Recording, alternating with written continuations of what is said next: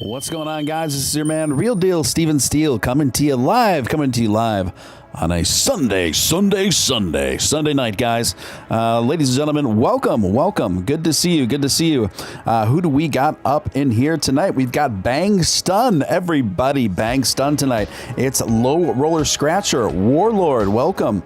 Of course, the Erectile Reptile, Root Base, Rick Nelson, Hector the Dude, Alan Schneider, Vahid, Victor Mendez, of course, Ariel, MG, and Marie Bravo, Nostradamus, and the list goes on. We got RW, the Chill Theater, of course.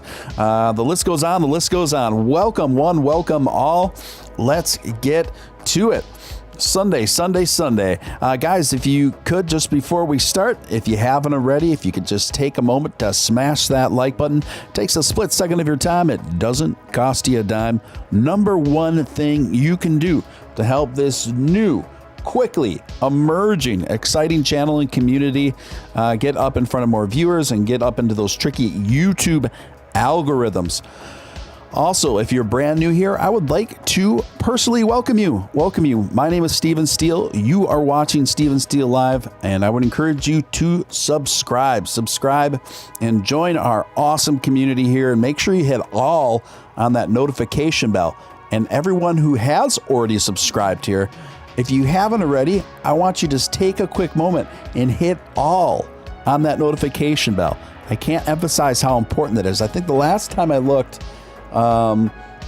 maybe 25% of subscribers hit the notification bell. And that's actually on the high end compared to where it usually is. But still, that's 75% of people that don't hit the notification bell. So make sure you do that.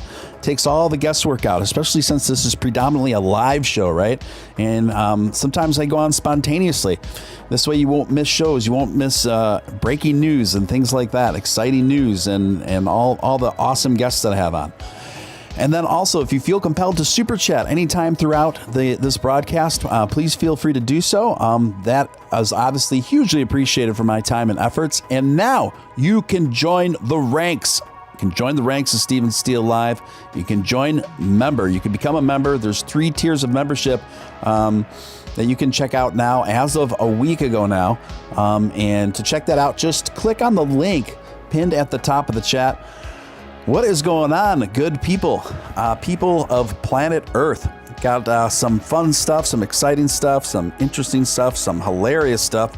All to kind of talk to about tonight, including people concerned about the Death Cross. So we're gonna check that out as well. But without any further ado, I am going to introduce to you guys one of my favorite people. And she's becoming quickly not so much a stranger to this show, and she is my special co-hostess with the mostess for this evening. It is Liv, aka of Ass Finance. Liv, how are you? I'm good, Steven. How are you? I'm great. Your microphone's coming in nice and strong. It's coming through nice and strong tonight. No, I like it. I'm not complaining. Keep it up.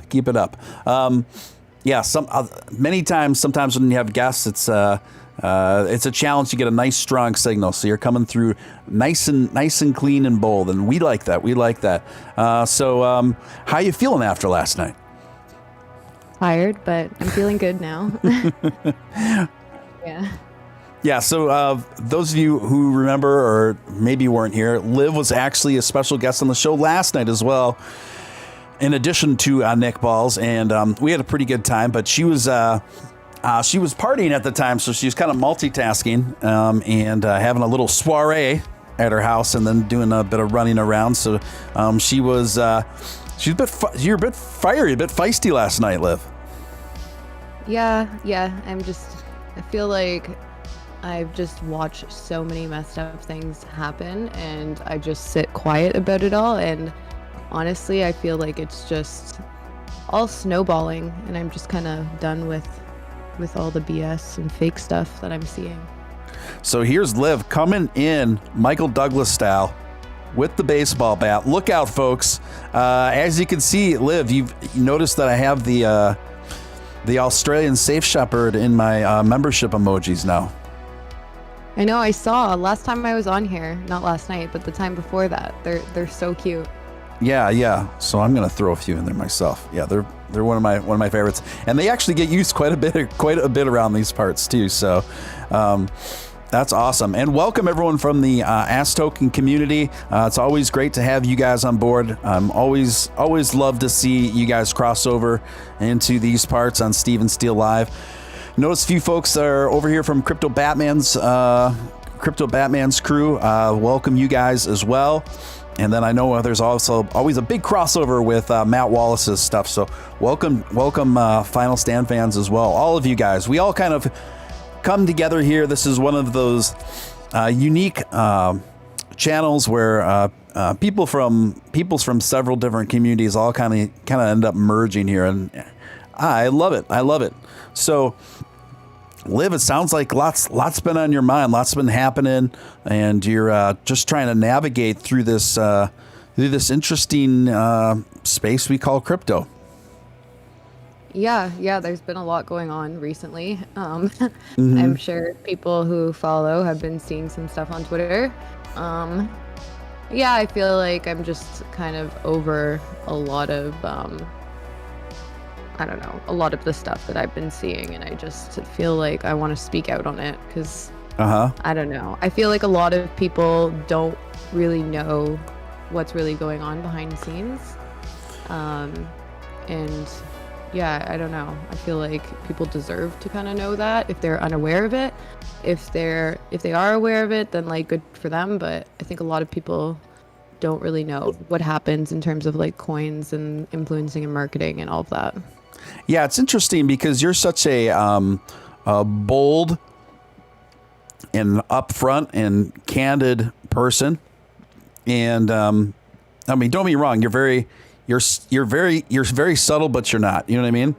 And so it's very interesting to when I speak with someone like you, because you are the CEO of a pretty well-known token. But at the same time, you're not scared to give people a transparent view inside and behind the scenes of how the mechanics of this stuff works, being in the position that you're in. And that includes all the good and all the bad that you're seeing. And it's very interesting. I think you rarely get that kind of candor from someone in your position. Yeah, I think I've had a lot of people complaining about that, and they're like, why aren't you being more professional, Liv? And I'm like, also realize that you're invested in a coin called ass, and you're like asking for me to like be a business person. And like, I know you're calling me like a CEO and stuff, but I don't really like to look at myself that way. And that's like the reason that I renounced ownership. Like, I wanted this to be, it was made honestly for fun. I didn't plan this out to go and make this giant company.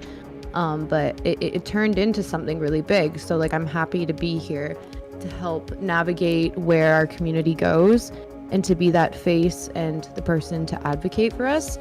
But I also want people to remember that I'm literally just another community member. And some people might not really understand the way that I do things. But I don't know. I think I like doing things differently. And I'm not the kind of traditional person that is just gonna put on a face that's like proper. I like to speak my mind, whether people like it or not. And I mean, if they are invested in our coin, they probably should have looked into that, because I've been that way the entire time. Like, I've been like that since the start. I will post like crazy tweets. I will say maybe controversial things, and it's kind of confusing to me when people are not really understanding, and they're like, why are you not being more professional on Twitter? Why are you posting this? I'm like, bro, you're literally invested in a coin called ass. Yeah, it's you definitely kind of have a bit of a punk rock ethos through that runs through how you approach things. And that's not to say, of course, that you don't treat the objectives and your plans for taking Ask Finance places. It's just that you do it in such a way that is A, transparent, but 2, also it sounds like part of your motivation for renouncing ownership is to make it in part a people fueled kind of thing. Yeah, like, and I think a lot of people have the concern that they're gonna get like rugged if a developer or team has control over their smart contracts. And I mean, there's nothing wrong with having control because it gives you flexibility to make changes if they need to be made. My concern with renouncing, or like if I hadn't renounced, I don't know what would have happened. I think that's one of the reasons that we became and got a lot of attention, because realistically I had no intention of like freaking rugging or anything like that. Like I wanted to provide people with like the most feelings of security that they could get, because I really did want to grow this to be a community token that, like, because I love so much that I see with the Doge community, and that's kind of like what I would want to replicate. Not saying like you have to force it, it's all organic, like everything happened organically. And that's really my ultimate goal, is just making sure that everything is 100% organic, and that people are there because they want to be there, not because they're paid to be there, and that everybody feels that we're like, essentially, as cheesy as it is to say like we're all in it together.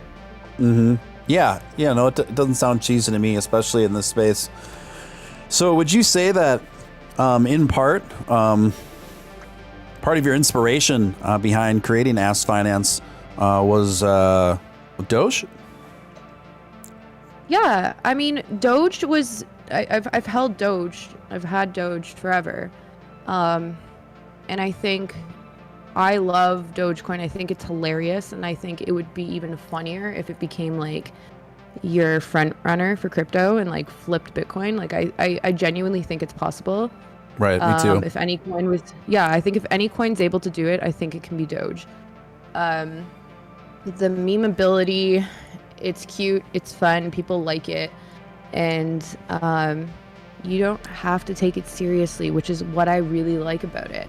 And I don't know, like, that was one of the reasons, but I guess like there were all of these meme coins and dog coins surging, and I was investing in them all, but they all really came from Doge. They're literally all just, I guess, rip-offs of Doge, whether or not like you want to say it or not. Like, that Doge was the original one, and we're all just other dog coins in it. But like, we can do something different, but like we're also have to remember and like be respectful that like Doge, if it wasn't for Doge starting the meme trend, like being acceptable, then like none of us would be acceptable in the crypto sphere. And that's just my opinion on it.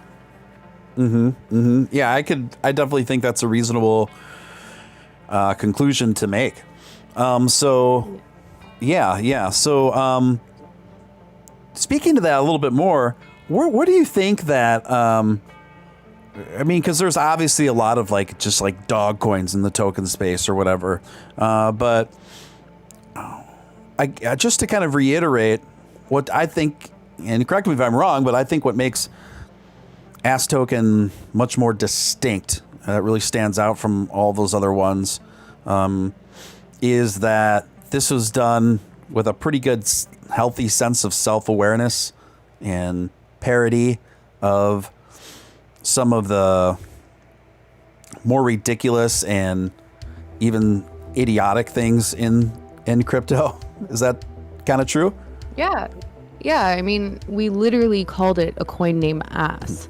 And I thought it was so funny when we were like picking the name in my group, in my Telegram, when we were like designing what coin it was going to be. I thought it was crazy that ticker wasn't taken yet. I'm like, how? It's so funny. It's so dumb.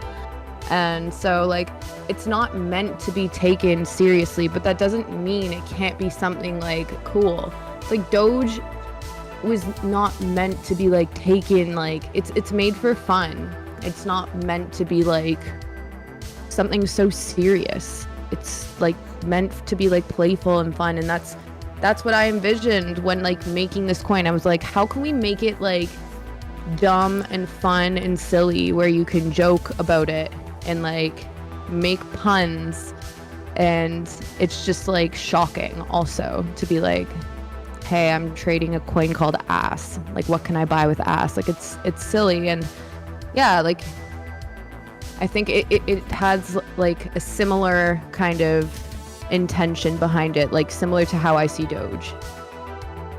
Yeah, totally. I totally get that too. And to me, that was part of the appeal when I first came across it, because it seemed kind of clear to me, like, oh, this woman's kind of like, she's taking the piss on, like, she's both simultaneously like embracing like some of the best things that have been inspired from Doge, but also taking the piss at some of the more ridiculous things going on that maybe aren't so good. But it's kind of like a parody plus a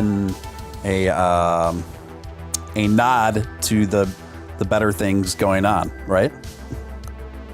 Yeah, for sure. And like, I mean, we've seen all of these like coins come out after Safe Moon that all have like the word safe or literally moon in it, just like any noun and then safe or moon.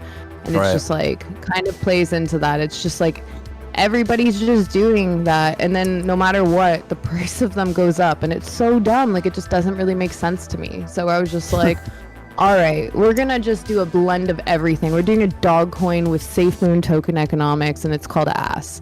Like, it's so stupid, but it's so funny. And like, I think that's why we caught on so fast, because it's just it's funny and it's dumb, but like, yeah, and like now that we have all of this attention, I really want to do something cool with it.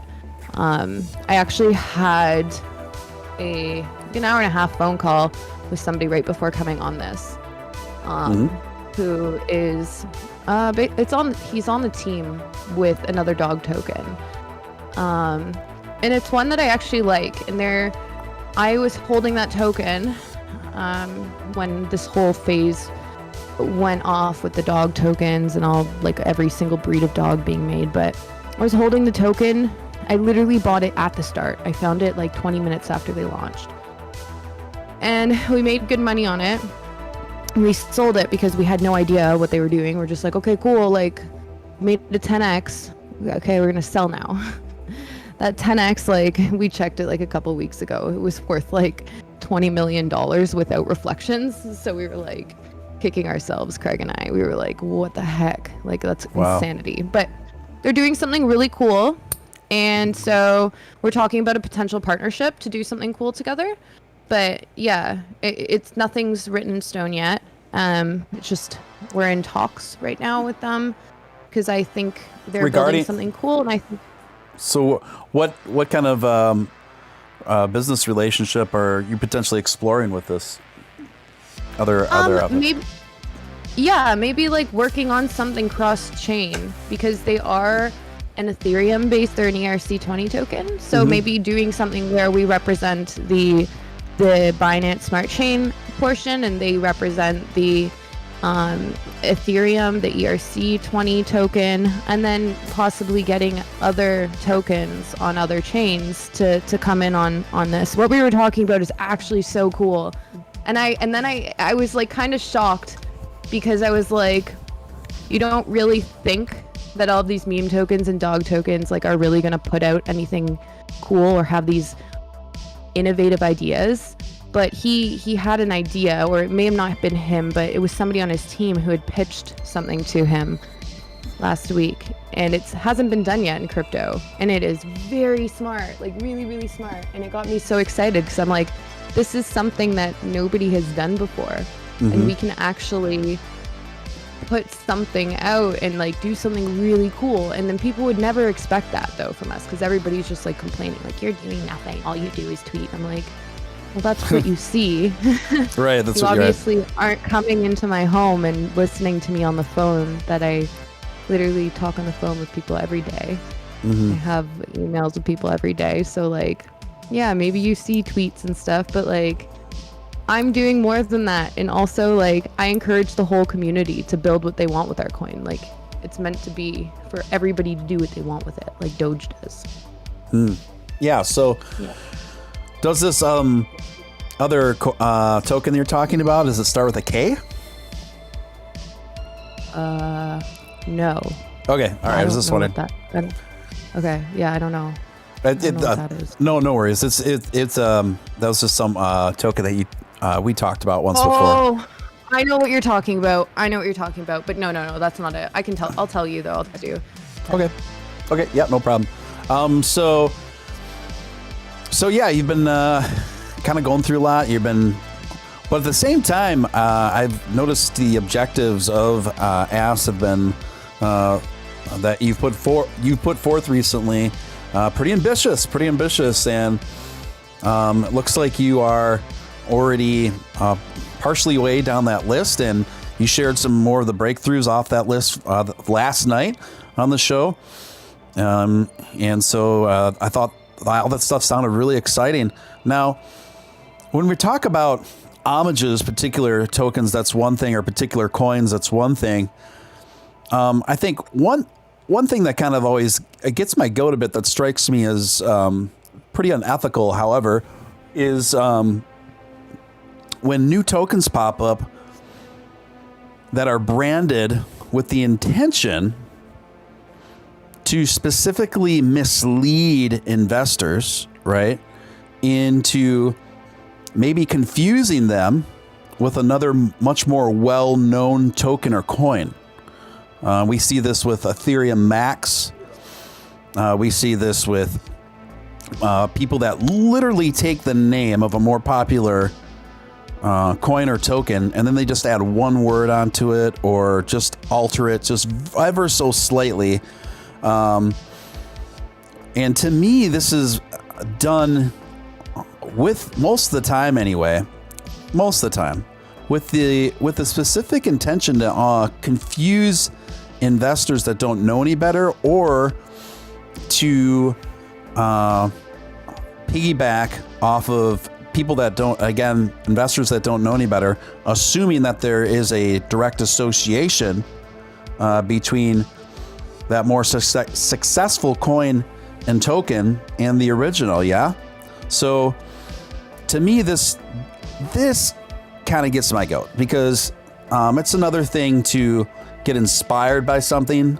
It's another thing to name it. I'll literally name it the same thing, except like add one short word onto it or something. This strikes me as distinctly unethical. What do you say? Yep. I mean, you know my thoughts on this. So I guess like for us also, you can say, oh, it's hypocritical. You have the word safe. But I'm like, also, we didn't brand that way, like at all. We literally put it in there for irony. It was never. It's never the word safe I ever saw anything. Yeah, literally just doing it because it's part of the joke, and then we don't brand ourselves at all like that coin. We try to actually do the opposite. So it's just funny when somebody like tries to make a token and steal off a whole other brand, and it's not just like, oh, I'm making another dog token. It's like literally taking the same dog, taking the same name, and then like kind of modifying the name, and then like posting under the original tokens tweets like every day, like obsessively. And it's just added that like that's how you have to succeed, is thinking that you have to copy somebody else because you literally don't know how to market, or you don't know how to make your own coin be cool. Like, right. It's sad and pitiful to me, because it's like literally a team of one woman, not to say that everybody else doesn't help me, but like a team of one woman literally like founding it and starting all of this, versus like however many team of people that were starting this other coin, they literally can't come out with 1 ounce of originality, and to me that's sad. And it's like the only reason that they changed their logo is because you and I called it out the other day, and then all of a sudden next thing you see, we're going under a rebranding. It's like, okay, and we're rebranding so that we don't get confused with the other token. It's like, well, you literally designed your token to try and appeal to people who are holding our token. Literally, did you miss out getting in on ass early? Here's the new token. We're rebranding, or like this is like the V2 token, but we're doing great things. Like, we have real utility. They verbatim said today, we have a real use case. And I literally started laughing. Our admins were laughing. We're like, oh my God. Like, did somebody just say this? And I was like, did somebody actually just say that? Like, that's insanity. I would like to know what the use case is. There's no use case for your token, but sure. I just laugh when people say that, like with their meme tokens. I just laugh. They're like, yo, we have real use case. Like, okay. Like, go on. What is it? Yeah, right. I don't know. It's too much. Yeah, I agree. It's one of these things where I'm trying to just be careful here, but the particular company that you're dealing with now, and they're, I would describe them as ankle biters, but you know, they literally stole your mascot and your logo, except just tweaked it just ever so slightly. The name is almost identical. And at that point, to me, you are purposely trying to mislead people and confuse people. You know, and new investors that don't necessarily know any better, like, oh, I've heard about Ass Token, and then they just see something that's almost the exact same name with the exact same logo.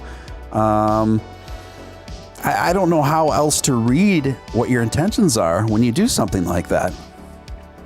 In all objectivity, do you? No, yeah. Sorry. It's okay. Sorry, my doggy heard something. But yeah, like, I don't really understand what the intention is, because like, people will then be like, what are you, like, do you own all the dog images on the internet? I'm like, no, like, are you literally, like, you're just being like a shitty person right now? Like, why are you trying to be tough and difficult? Like, you obviously know what you're doing. You're not dumb. You're trying to brand off of us. Fine, but like, the point is, you're literally misleading people when you comment below our post being like, here's our contract and stuff. Like, here's the contract, here's our website. So like, are you trying to pretend to be us and scam people to pretend that you are us? Because like, that doesn't make sense to me. Like, that's really not cool. And then like, doing that, it's just like, I don't care. They're literally, to me, it's nobody. Like, they're literally nobody. It's just another like person trying to make another token. Like, people print thousands of tokens a day. I don't care. My issue is when you come to our investors and come on our posts and you try and rate our posts every day, being like, this is the real token, and then, or like, go and post on other people's tweets or like TikToks and stuff, and then start talking badly about us. It's like, then we have a problem. Like, if you're directly coming at our community, like, it's not a problem with me, you have a problem with every single investor now, because you're hurting their investments by doing that, and you're misleading people. Yeah. Yeah, so I don't know. I think it's really not cool, and to like pretend that you don't know what you're doing, like, that's just like childish. Right. Like, it's not cool. Yeah, I agree.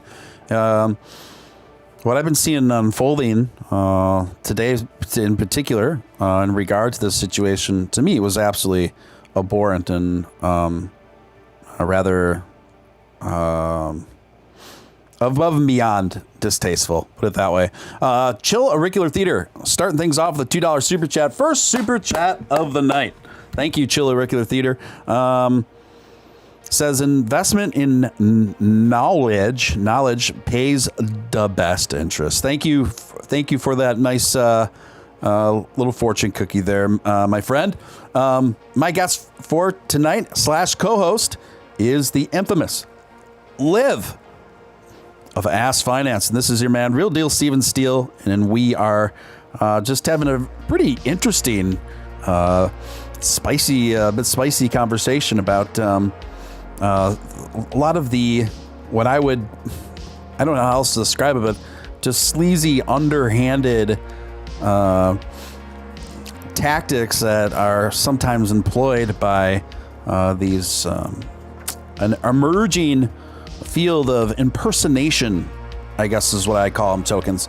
I guess it's a good way of putting it, right, Liv? Because what I think the tasteful way of doing things is you being inspired by something, right? If you're inspired by Bitcoin to make something else, if you're inspired by Ethereum, inspired by Doge, inspired by, I don't know, VeChain, to make something unique out of that. But when your whole branding, your presentation, everything, that's what I call an impersonator. It's an impersonator, imposter impersonator project, not an homage, right? Yeah, like there's nothing wrong with, because people take ideas from things all the time. Like, I mean, you see something cool and then but you can do a play on it and make it different. And that's the thing that I would encourage is like, if you see something that you like Dogecoin, now there's thousands of Dogecoins. Like, we have every breed of dog. So like everybody kind of probably took it from Doge to start, but then like people do their own things with it. It's not trying to copy and be Doge exactly. You're another dog coin, but at least if you're doing something different, I can respect that. And you can understand that like Dogecoin kind of paved the way for you, then it's good. Like if you can have that respect and have a mutual sort of understanding that like you're not God in this crypto sphere, like as long as you can be humble about it. But my issue is when you directly try and steer people and persuade them that you are this person and you're like impersonating their brand. That's the issue I have. And then basically going and trash talking us and saying that we're bad. And not even that, but going the extra mile and specifically targeting your marketing efforts and your audience and investors, and saying things like, oh, you want even a better project, try our impersonation version of this. It's just like, man, it's disrespectful. It's like, I'm trying to go and do all this stuff, and then like you have the audacity to try and copy our brand, and then you are going and then like trying to like they're like it's like a parasite. You're trying to leech off of us and then get clout from us, and while trash talking us. It's really distasteful in my opinion. And then like acting like you are this holy coin because you are a charity coin. It's like, guys, this is like, it's cringy. And it's like, I don't even want to give people like this attention, but it's just like the reason why I was so upset today was like just the harassment comments that were coming out of it. And that's when it really struck a nerve for me, because I don't think it's okay to ever joke about things like rape. That really bothers me. I just saw one of their the developers in there write a pretty distasteful comment about me, and I was annoyed because they were posting all over everything that I'm trying to work on for marketing, and they're just going and smearing their name all over it and then talking trash about us. And I'm like, are you kidding me? Like, just stop. Like, why are you doing this? Like, what are you getting out of this? Like, this is just terrible. And so that's why I went into their Telegram and I was like, guys, stop. Like, then I saw that message and I was like actually disturbed. And then they're like, you're playing victim card. I'm like, no, this is gross. Right. This is like an old man writing like some creepy comments about me. And I'm like, can you not do that? Because that's hella like unsolicited.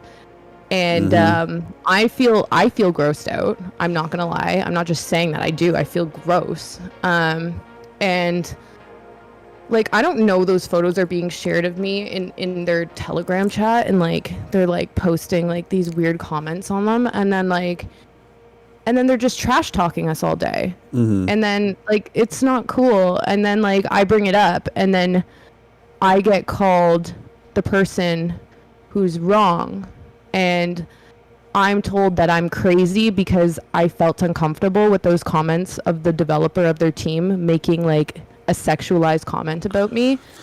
And then I'm told that I'm in the wrong because I feel uncomfortable with that. And they're like, it was just a joke, or they didn't mean that. Why would you take it that way? And this is like the exact problem with like all of this like sexualizing women in culture. And it's so problematic when you blame the woman all the time and you say, well, she's playing the victim card. Well, she started it. She did this. She made me say this. She did this. And it's blaming the woman. Yeah, literally saying that I asked for it. And then they wrote one of their admins wrote to me, yeah, we're all rapists. We're all murderers. We like raping people for fun. And that's when I was like, what is happening? How can anyone just like say that? And I understand that this person probably said this as a joke, but that's not funny. Like, that's not funny to even say or joke about. Like how do you think that's okay to come and say that to somebody, especially a woman who's like pretty emotional, and saying that she's in a position where she feels like violated? And then there's like one of their admins is also a woman and starts coming at me, and she's like, you're crazy. You're so crazy. And I'm like, how are you supporting this? And it's just sad to me. And it's just like, it's literally appalling that people can't see that as a problem. And then until I screenshotted it and put it on Twitter, then they started acting nice to me and being like, well, we didn't mean it. And then they started blaming me and saying that I set it up to make it look like they were saying that and that we had bots. But I'm like, you guys all have the admin tags. You guys said it in your official chat. Like, there's receipts of it all. And it's just like, you have no problem to act that way to somebody. But the second that gets publicized, then you want to act nice. And it's like, no, that's not how this works. You can't pretend that you're somebody. And then as soon as now other people can see it, they freak out and they're like, well, you're a bad person for doing that. Why did you make this happen? Like, this is your fault. And it's just... It's not cool. I don't know. It was just like appalling. And I don't even want to give people like that the time of day, but it was about what was said that I have to address it specifically because I feel very strongly about that stuff. I would never joke about it. I have friends who have been raped. I have family who's been raped, so I would never ever stand for those jokes being made. And like it's not funny. You don't do that. Yeah. I agree. I mean, anyone that knows me knows I'm certainly not the most PC guy in the world. I'm really not. But seeing the screenshots and things I saw today, it was really just textbook, super old school, archaic textbook sexism, and then it kind of just really borderline sexual harassment. I don't know how else to put it. It was, and some of it was coming from who it looked like either the lead developer or the owner of the project, one of the two. But yeah, just wild, Yeah. It was a very, very shocking, eventful afternoon. I was kind of like shocked that somebody would say that on a team also. I was like, I get you don't have to be that professional. We're in crypto, but like to say something like that is pretty messed up in my opinion. Let me get to a couple super chats here. Chill Theater coming in with $2 again. Thank you, Chill. Appreciate it. This is at Live. If you are I don't understand what that means, Chill. I don't know what you're referencing, but I don't feel comfortable reading that out loud. I'm sorry. Trilam, Marley's dad, $10 super chat. Thank you, Marley's dad. Really appreciate it. Appreciate the generous super chat. Hi, Steven. Yes, Liv. Been an awful day, but we got through it despite their disgusting attempts to bring you down. We have a strong team, and the community has your back as well. Yeah, that's very true. That's very true. And I understand why I understand your need to vent, given what you've been putting up with and what you've seen. I see a guy in the chat, Thuggin' Boomerang. I know you are actually one of the people responsible directly for what Liv is talking about. So if you, and actually we haven't put anyone specifically on blast, but if you're going to push me to, you are part of the problem, dude. So there you have it. There you have it. He was an admin in our community before, and I brought it up to him yesterday or 2 days ago that like I'm uncomfortable if he's an admin in a community that is trying to rip off of us. And I was like, we don't want no dollar store tokens like being like associated with us. So I told him, I was like, listen, I don't really care what you do. Like, I'm not here to control you, but like, if you want to be an admin there, like, have fun. I'm just unadminning you, but you can still stay in our community. You just can't get clout off of us so that you guys can get clout, because it's happened so many times. And I'm like, it's nothing against you. It's just if you're adminning a token that's trying to get clout off of us, then like I can't stand for that. Or specifically, or another token that's like slandering us. If it's anything else, I don't care. Like, go and be an admin and like, I don't know, in like any other coins community, I do not care. But if it's somebody that's specifically trying to copy us or trying to FUD us, then I'm not cool with that. Like, it doesn't take rocket science. Right, and they brought it to your doorstep to the point where you had to do something because they were piggybacking off of all of your promotional efforts and spamming all the comments and just bringing it pretty aggressively and distastefully. And let me say something else. To, and I know this is a minority of people in here that I kicked one guy out of the chat already, but that say, it's too much whining, this and that.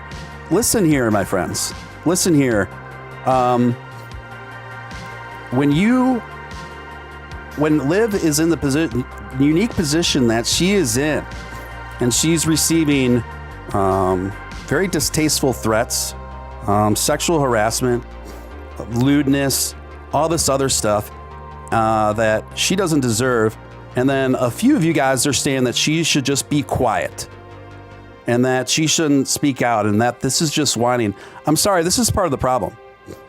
This is the part of the problem. Liv's a strong woman. She's a spunky woman. She's got a lot of moxie. And if she wants to call this crap out, she's well within her rights to do so. And to me, it's completely justified. And that's not whining, my friends. This is calling it out and standing up to some very distasteful behavior. Okay? And I think that's the right thing to do. I don't see this as fucking whining. So if anybody has a problem with me giving Liv a platform to call this stuff out, then you got a problem with me. Josh Randell disavows coming up with $10. Thank you for that, Josh. Appreciate it. I appreciate that Liv talks about the dark side of online crypto. Nobody seems to have the balls to do it. It won't get fixed in silence. Thank you. Thank you so much, Josh Disavows, for that thoughtful super chat. Really appreciate it. So guys, and not that I like to just only dwell on this stuff, because I don't, but there is a dark side to this industry, and it's okay to tackle it sometimes. It doesn't mean we just dwell there. You guys know the overall vibe and tenor of my show is a positive one. Liv, you didn't have to do that, but thank you for the whopper. Thank you for the Ben. I have to do it because you dropped an F-bomb. What's that? You dropped an F-bomb, so I had to do it. Oh, That's how yeah. I know you're serious. I demonetized myself. You demonetized yourself. The amount of text messages being like, hey, Liv, maybe just be careful with your F-bombs, and you dropped an F-bomb. Now I know you're serious. Yeah.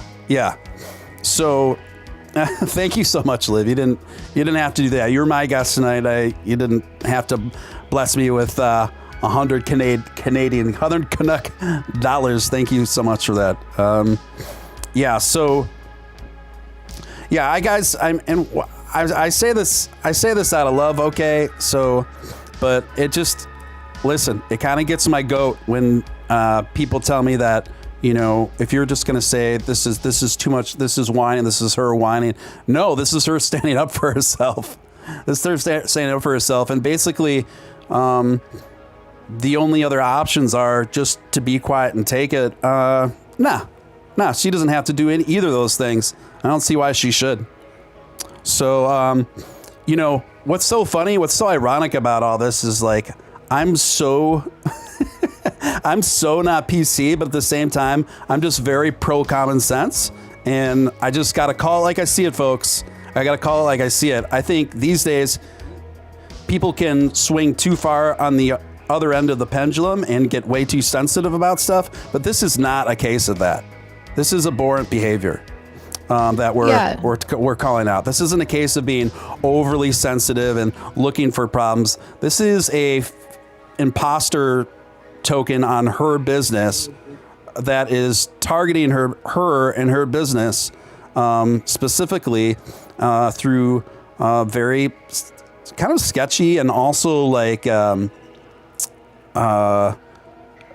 just super distasteful, kind of just filthy ways. So that's what this is about. Go ahead, Liv. I didn't mean to go on a tangent over you. No, that's okay. And I totally agree with you. I'm not PC at all either. Like, I'm really not. I'm not PC. But, like, I stand up for the things that I care about and that are important to me. And, like, I usually don't bring up stuff like this. But the problem is when people think that they can walk all over you. And it's hard when you're also a woman.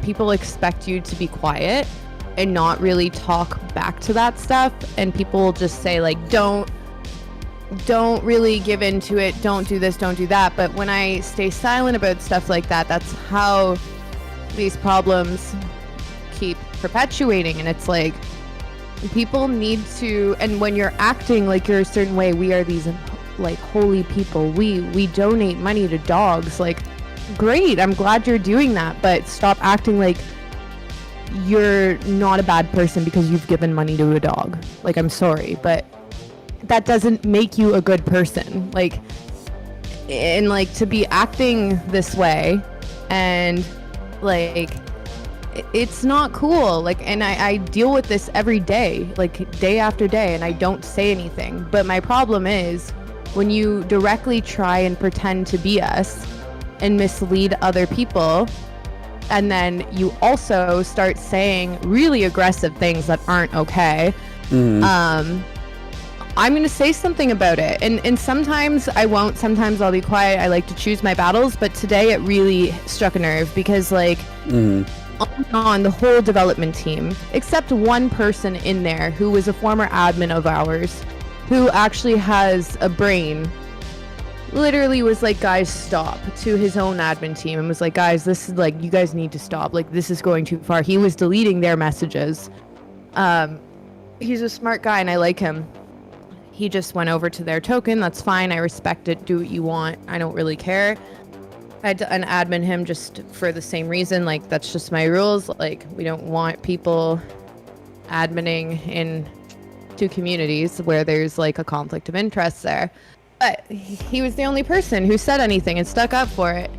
And then the second that I tweeted about it and said this is like a problem, that people are doing stuff like this and saying these things, and that my point was, like, do research before you just invest in anything. Because, I mean, that's why I dumped my sheep the other night. Like, after I was just seeing all this hateful stuff coming out of the community, I was like, I'm done with it. Like, I don't want to see this stuff. Like, I don't want to be supporting that. Like, I don't roll with that. It's fine. If it made me money, great. Like, but I don't want to be holding it still. Like, it's just not what I vibe with. Yeah, I don't know. And like, if you're gonna put me on blast and blast me and just start writing stuff about me, somebody posted a picture of a donkey with a tattoo on its lip and said, haha, this is Liv. And I'm like, is this a joke? Like, this is so disrespectful. And then to get upset when I call you out, but you have no problem tearing me apart and just saying your coin is like the bad one. Here's a new good coin. This one's much better than this one. We're doing good things. We have given $5 to a dog charity. We have paid for a dog to eat. Okay, great. That's great.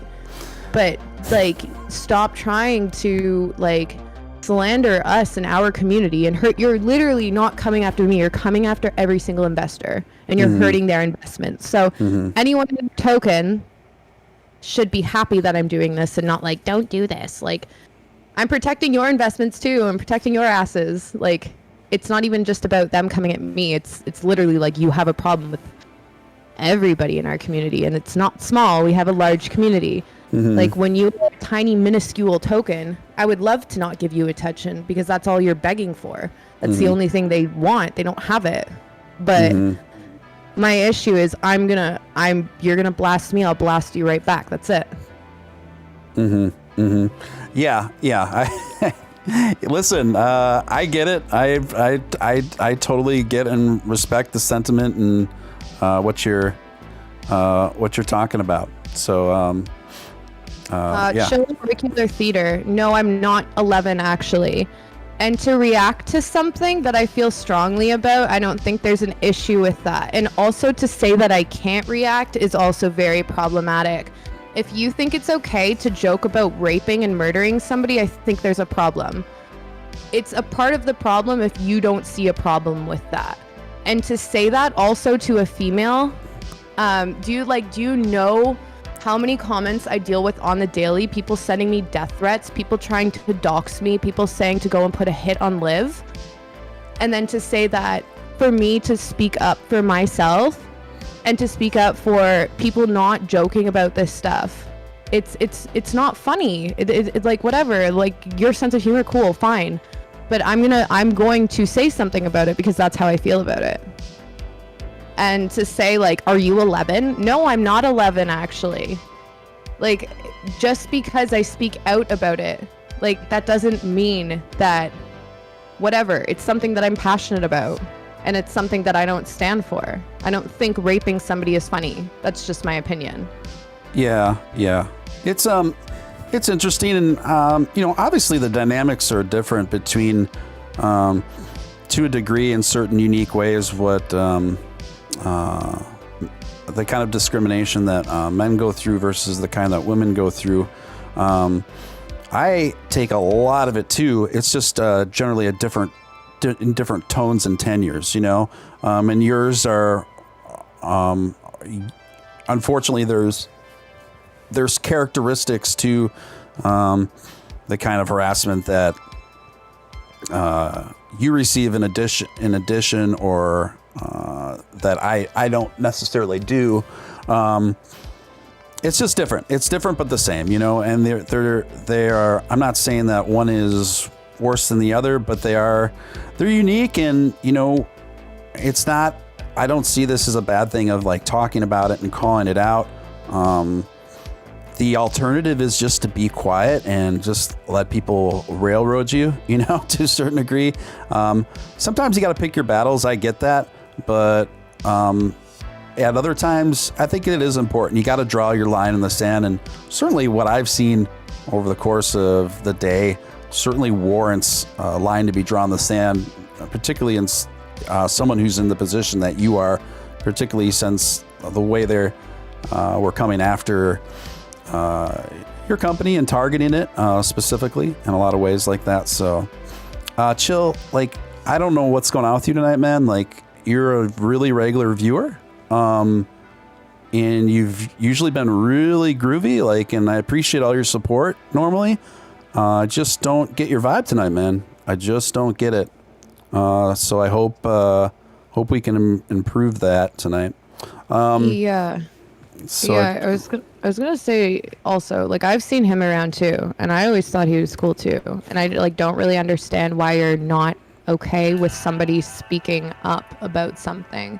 And I don't think it's bad. It's not being whiny. It's not being this and that. It's literally bringing up something that I've dealt with every single day. And I saw what you were going through too the other day, and people just like, that was messed up. And like, people are like, chill, it's a joke. I'm like, you're literally being the worst human being. And you're like, chill, I'm joking.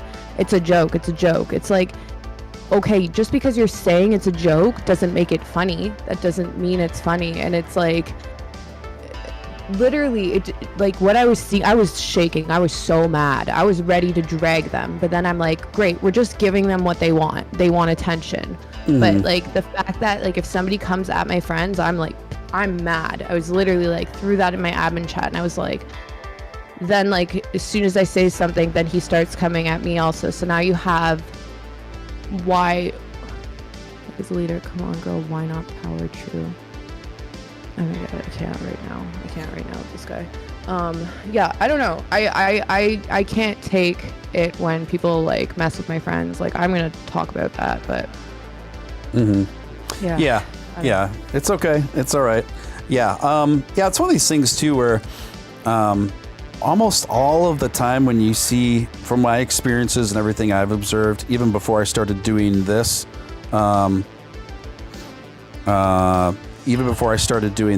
is that 9 times out of 10, when you see people on social media talking smack about more high-profile content creators or more high-profile people that are really productive and are doing interesting things, they're garnishing a pretty good amount of attention, particularly in this space. That 9 times out of 10, the reason why those people are disparaging and talking smack about those people on social media is because they initially did something where they were harassing them or being a-holes to them, and then that either that content creator or that business owner, they checked him in, right? They finally responded, they checked him in, or they blocked him or something, or both. And so then they go on a tirade that can last anywhere from a day to a month. It just depends what kind of level of obsession you're dealing with the person. But almost every time, that's what it is. It's initially a person who goes out of their way to be an a-hole to that content creator, and then that content creator decides to either block them or put them in or fire back at them, or both. And then all of a sudden, that content creator, they go so out of the way to make out that person out to be the bad guy, when none of this would have ever been a situation to begin with if that person didn't initially decide to be a jerk, you know? And it's kind of the same situation as I see the exact same thing that's been happening with you in this smaller token. So yeah. Anyway, chill. It's fine, dude. It's fine. I gotta say, a couple of your super chats today, I don't know what to say, bro. Alpha 1, 7 Canadian bucks. Thank you, Alpha 1. Anybody this two-faced will turn on each other. DW. What? I don't know what DW. Don't worry. What's Don't that? worry. Oh yeah, thank you. Don't worry, Liv. This token won't last a month. Yeah, more than likely it won't last very long. More than likely. Yeah. So, I don't know. But did you have anything more to add to this one? Not that we can't circle back to it. No, not really. I mean, yeah, I really didn't even want to give anything a platform, but to be honest, like if people are talking like this, I have to speak up about it because I just don't think it's cool. That's all. I don't think it's cool. I don't know.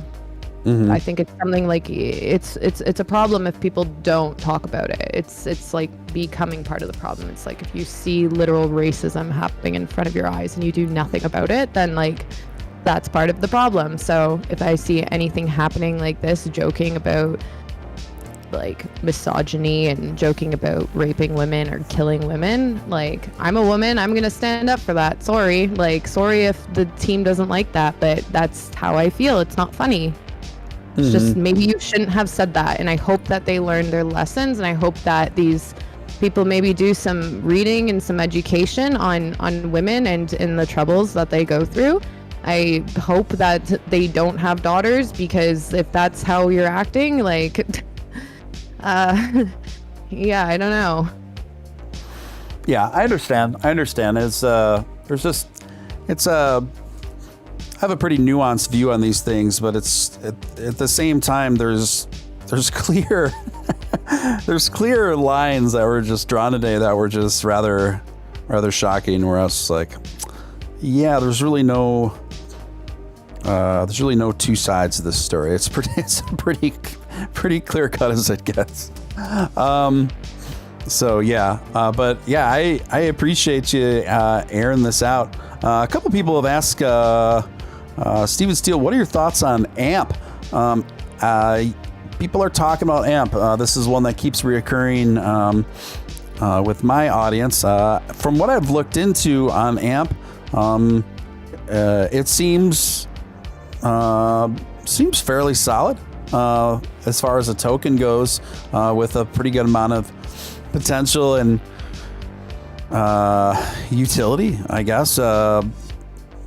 I'm not investing in it because I'm not investing in anything right now. I'm maxed out as far as my personal finances go. So I don't know. I don't really have anything more to add on my opinion of AMP. I know it's predominantly something that its success relies heavily on people staking.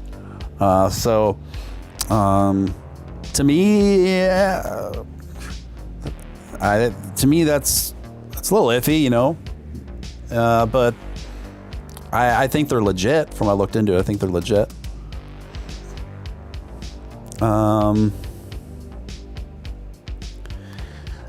So anyway, let's see if I threaten your success or doing that. Yeah. Something else everyone's talking about is this death cross, this Bitcoin death cross. It's like everyone thinks that Bitcoin's about to, take its final tumble, and I've been seeing a lot of not a lot, but a pretty fair amount, consistent amount of alarmism regarding this. It's people have really mixed opinions on this. I myself, I don't think that Bitcoin is in the crosshairs of dying, and on the breach of impending doom. I just really don't think that it is, and I'm basing that off of crypto charts going back years, last 5 years. When you look at the general trajectory of things, the entire crypto market has been through downturns this severe before, and even more so. And this one might even become more so severe. But I still think that it's more than likely that Bitcoin will rally back by the end of year. What do you say, Liv? I think it will. I haven't really been looking at the charts so much, to be honest. I was looking at them the other day. So, I don't know. Craig, have you looked at the charts, Bitcoin, recently? No. I mean, I was looking at it the other day. I think it's going to come back. We were looking at like 42,000 as like an area to see if it can break through that. I mean, I think it's going to rally back. It could be down for a few months. I don't know, but I'm still bullish on it. I don't think the run is over. I really don't. But it could be over, and I could be totally wrong. Could be biased because I'm bullish on crypto, but I think it's going to rally back. It might take a few weeks months, but I think by the end of the year, I think we will get back on track. It just might take a little bit of time to like even out. Yeah. Josh Randell disavows $10. Thank you, Josh. Appreciate it. We got to boost your signal, bro. This is shaping up to be my favorite channel. Thank you, Josh. Appreciate that. Appreciate your continued support. Awesome. Chill. I'm sorry to hear about your mother. I think, it's just, part of this is lost in textlation. I'll be generous and chalk part of it up to that. I know that you definitely partake in the 420, so maybe that's part of what's going on. Yeah, let's just move on. Let's just move on. There's no sense in dwelling on certain things. So I am going to bring up a really interesting article that came out this morning via Cointelegraph. And the reason why this is interesting is because the guy that wrote this article actually has a pretty good track record as far as predictions go. His name is William Subberg, not Burb, and he penned an article with the title. Now get this, guys, this is wild. Like, it's absolutely wild sounding. But the title of the article is Bitcoin price can hit 450K within 2021. 135K is worst case scenario. Now, normally I would dismiss this outright, but I am familiar with this guy's body of work over the years, and he has a pretty decent track record of predictions and estimations on such matters. So he went on to write this. Bitcoin could trade at an eye-watering 450K by the end of 2021, while 135K would be worst case scenario. That's according to analyst Plan B, who he works with, company he works with, on June 20th released this latest report. Now it goes on to say that this won't happen in the summer. It goes on to say that predicts that the worst case scenario for Bitcoin will still see it trading at 47,000 in August. And then it's saying that predicting around 98,000 in the cards by November, with a giant 135,000 increase by end of year. Let me see what else, any other super pertinent information here. So I double checked their S2F model and their charting and stuff, and it made sense. Like, the theory made sense. Like, they didn't just pull this out of their butts. Like, when I look at how they came to the conclusion based on previous algorithms and stuff, this is possible. So I don't even know what to make of this. This is still making my head spin, because my logical self, for what we've been looking at lately this year and the last 2 years, is telling me that Bitcoin would be lucky to make it to 100K by end of year. And the only reason why I'm giving these predictions even airtime is because they have a good track record normally. So what do you think about this, Liv? Is she still with us? No, I am. Okay. Yes. Go ahead. Pretty wild. Anywhere from 135K to 450K by end of year just seems like completely improbable. The only reason why I even talking about it is because these folks have a pretty decent track record previously on stuff. Now they could be way off on this, but Yeah, I don't know exactly how I feel about that range. I think for sure we can get past our all-time highs, but I think 450 is pretty optimistic. But I mean, like, not to say that I don't think it will ever happen. I just don't know if that's going to happen by end of year. But I guess if we do really rally, it might really go the next pump. Like, after we get over the next all-time high, it's like, okay, where's it going to stop next? I would probably be leaning closer to 150. I don't know. I think 450 is pretty optimistic, but like, I am bullish. I just don't know if end of year is like where I would be seeing us getting to yet. Yeah. I think,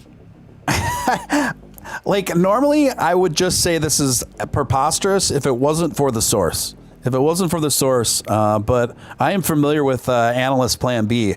So normally if it didn't come from the source it's coming from, I would not even entertain this. But this is what has me all effed up, as the kids say. Where I'm just not sure what to make of this. I obviously hope it's true. I do think that we are starting to see, for the first time, introductions to the beginning of the end of Bitcoin dominance even being a possibility. And the only way that becomes a possibility is in ways that are already being put in motion through people much smarter than myself. So Mr. Buterin, Ross Nickel, who's one of the most longtime contributors and brilliant developers in crypto, who works on Doge very heavily. Elon Musk is kind of brokering this to happen. All these folks are working right now for a pairing with Doge and Ethereum. And that Doge Ethereum pairing and relationship I could be the only thing that could end Bitcoin dominance, but I think it could. I think it'll take a while, but I think it could do it. Especially when we heard in the interview on Lex's interview, his 3-hour interview with Vitalik Buterin. He asked where he saw the top cryptos going into the future. What were they going to be? And he said Doge at least at number 3. He said, if not number 2, which to me was such a tell. Why would Vitalik Buterin predict that he seriously thinks Doge will be number 2? Because do you think that he's going to say that? Well, in his mind, he's planning on having Ethereum at number 3? No. He's thinking dethroning Bitcoin with Ethereum at number 1, Doge at number 2, and moving Bitcoin down to number 3. This is obviously what he's thinking long term. And if there's any team that's brilliant enough to do it, it's the aforementioned. Don't you think, Liv? Yeah, 100%. I fully agree with you. I don't know about the order though. I think Ethereum honestly does have a chance to dethrone Bitcoin, but I really think Doge could do it too. I don't know which one's more likely to happen. As much as I love Ethereum, there are problems with it. And it doesn't mean it's not bad. Like it's not great. I love Ethereum. I'm very bullish on Ethereum. Yeah. A lot of Ethereum. I think the team is great. I think what they're doing is great. There's just flaws, and that comes with every coin though. There's always flaws on coins. So it's saying, like, in my opinion, okay, is there somebody that could come in and take Ethereum's spot? And you always have to remember that, or else you're just dumb. Like, you have to try and figure out if somebody can do what you're doing, if they can do it better. So we'll see. I think though Doge doesn't really have like Doge is just Doge. It doesn't have competitors. So like if it's going to get to one, it's going to get to one. Yeah, I don't know. I think because also Ethereum has such a big user base and so many coins and tokens and apps are built off of Ethereum, and using that to go onto a new chain anyways, it doesn't seem that likely to happen. But yeah, I don't know. I think Ethereum could be overthrown. Not that I like want that to happen, but I think it's possible for it to happen. There's like another coin that I see doing stuff. They're not out yet, but it's somebody that could possibly come in there and disrupt the space a bit. But I don't know. It might not do that. But I think they'll be successful no matter what. But it's the one coin that I think could go in there and actually be a threat to Ethereum. To Ethereum or Bitcoin? Ethereum? To Ethereum. Yeah.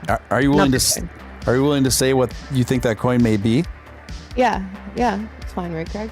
You think it's fine or no? Yeah, it's fine. Okay. Yeah, I don't know. They're called Aleph Zero. I told you about them like briefly, Stephen. What they are doing is it's like insane, and it all works, and that's the cool thing. They are a team of, how many are they? 50 to 50 PhDs.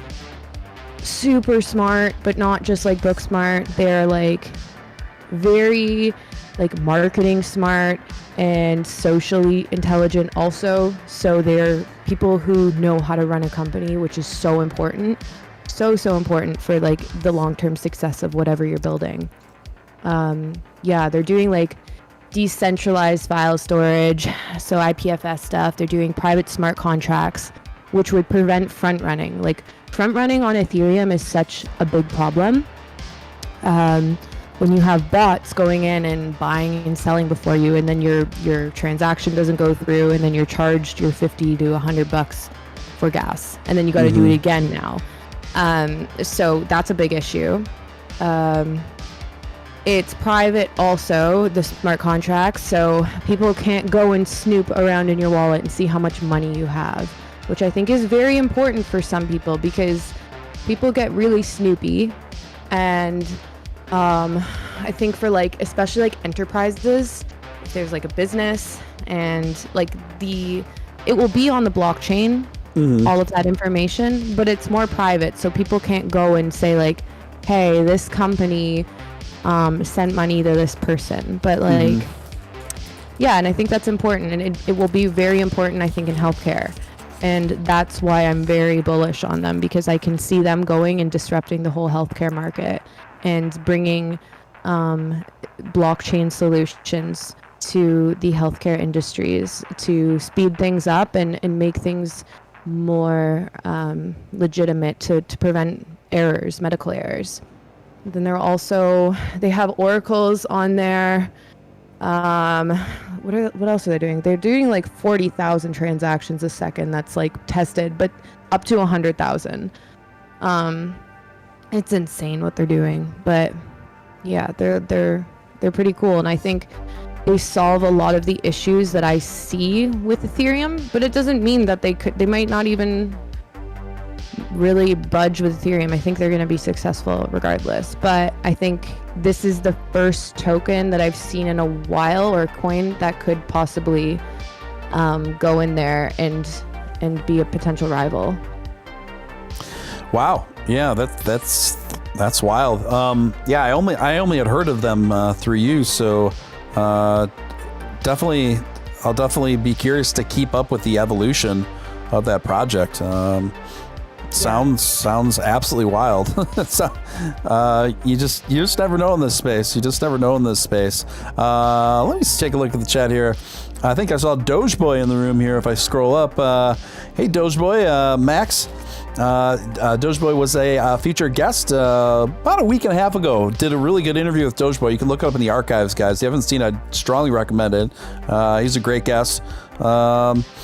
He says Bitcoin at 450K would be a market cap of almost 8.5 trillion. Yes, I'm aware. Yeah, not possible this year, in my opinion. My prediction is 100K. Nice podcast. I'm listening. Thank you, Max. Appreciate it. Yeah, I don't see how 450,000 by end of year is even. It's technically possible, but I don't think it's going to happen. No, if you had to press me for my end of year prediction on BTC, I'd probably place it somewhere around a little below what the worst case scenario prediction for Plan B gave it. Then again, I don't know if I'd bet against Plan B just based on their record. Their record is for market predictions has been relatively strong. So taking Plan B's predictions into the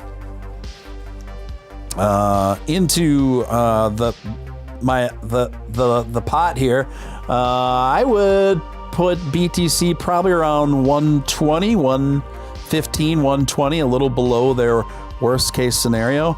And to me, I think that'd be amazing. That'd be amazing if Bitcoin came in around there by end of the year. I definitely think it's a pretty decent probability. Let's see here. What is up? Particle, Chillricular, $2 super chat. Thank you. Happy Father's Day to Steele and Live. How about that? Oh, that's better. That's better. Thank you, Chill. Someone else asked, Mr. Steele, are you a father? Probably. So let's see. What else did I have on here?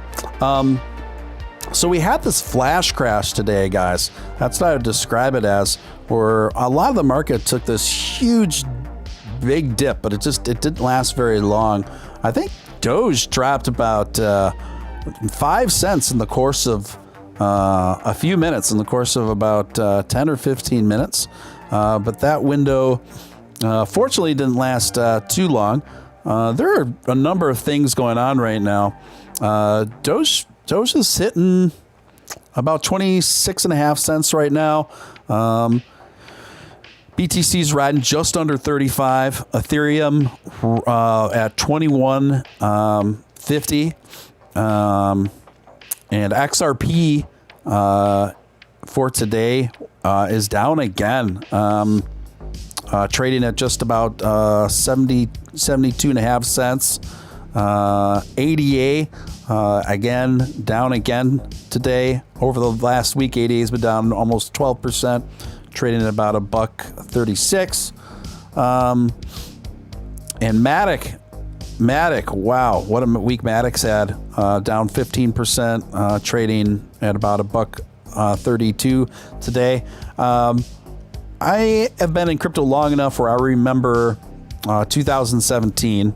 Now, I was definitely more of a casual hobbyist of a crypto investor, and only had 2 crypto investments back then, Bitcoin and one other, and Light.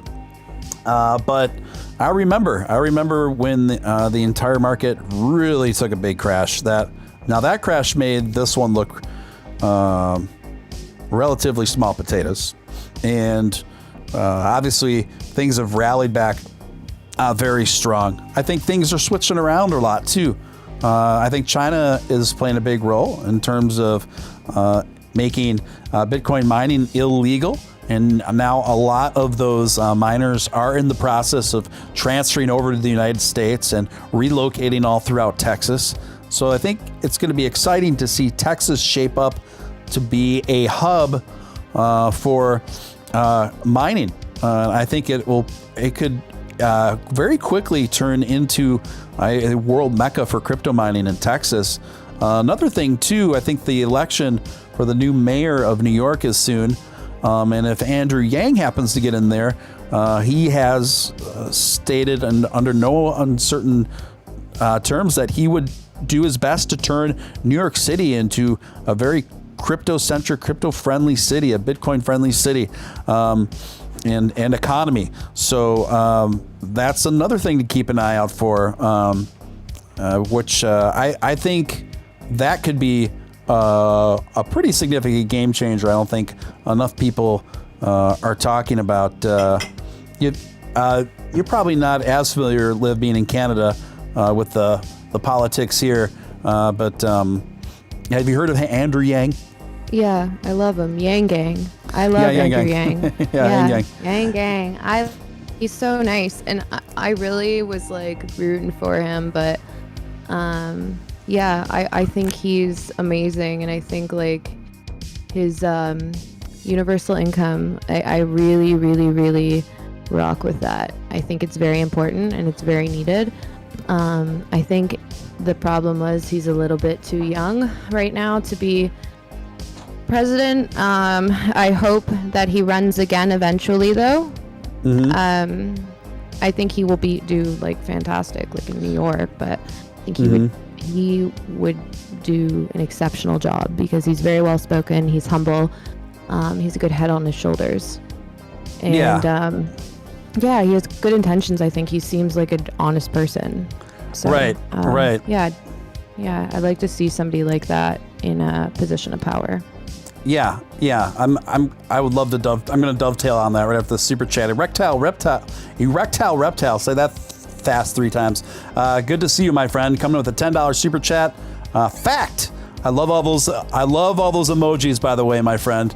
You have, aside from, with the exception of myself, you've put 2 of my favorite things in life up in that super chat. The sun will run out of fuel in 5 billion years. Wow. Well, I think in 5 billion years we will have success. I would hope that we have successfully become a interplanetary species in to the point that it's a comfortable standard of living. Thank you, Erectile Reptile. Appreciate it. Yeah, and I know. I don't like to get too super like political on the show in terms of people's personal politics, like on issue to issue. I really don't have any interest in that. But I will say that I think you touched on something really important. To me, Andrew Yang, his platform's a mix of things that I feel very strongly about in terms of I really like, and a few things I'm like, I'm not sure how that would work. But what I will say is, to dovetail off something you said, you definitely get the impression that this guy actually genuinely cares about people, genuinely loves his country, and genuinely wants to do a good job and help, I think a lot of people instinctually kind of get that vibe from him, no matter where they are on the political spectrum. And it's just good to have somebody like that in the mix, because you don't see people like that ascend to higher profiles in politics very often. So he kind of reminds me of somebody I would have grown up hanging out with, frankly, Andrew Yang, I love to see him in the mix. And some of my I have friends. I also have friends of a variety of political persuasions. And some of my more conservative leaning friends like, why do you post about Andrew Yang and you want him to win and blah, blah, blah. I'm like, well, firstly, it's New York City, man. New York City is the bluest of the blue. You still need politicians that are going to represent the people there, right? And of course, of course, 9 times out of 10 is going to tell you that somebody running on the blue end of the political spectrum is the person that's going to be elected. And plus, I'm like, out of everyone that has actually a decent probability of winning, that's what you have to look at. And out of the people that have a decent probability of winning, Andrew Yang is, to me, the clear choice for the city of New York. And someone says in the chat, I feel like you could trust Yang more than most politicians. I instinctually and distinctually get that feeling. Absolutely. I think Yang makes some great points, and someone says I'm conservative 100%, and yet I don't hate Yang. I think he makes some great points. Yeah, this is what I think is really awesome about a a character like Yang, where he also has a very fresh approach to politics. A lot of times, one of his things that he likes to say is not left, not right, but forward. Things like that, where he's more of a pragmatist, you know, but he's also just a very considerate person, you know, just a very considerate, well-intentioned person, and that goes a long way in terms of, I think, where we need to be headed. Honestly. So I hope Yang Gang wraps it up, man. I hope they are able to wrap it up in New York. I think he's exactly what New York needs right now, honestly, and to help turn New York City into one of the crypto hubs. That could be so huge. So we would have him. We would have the mayor of, I think the mayor of Miami is pretty crypto friendly. Yeah, he's been taking some bold moves as well, working with Elon Musk. And then if we can turn the entire state of Texas into a crypto hub, that would be, you know, what I'm saying is things could blossom really quickly in the States here for the crypto industry and crypto economy. Simon says, I'm disgusted by what Liv's been through, and awesome that she's staying up and calling them out. Jerks, I'm not PC and I'm with you. More power to her. By the way, I'm delayed a bit. It's okay. Thank you for your nice comment. Appreciate it.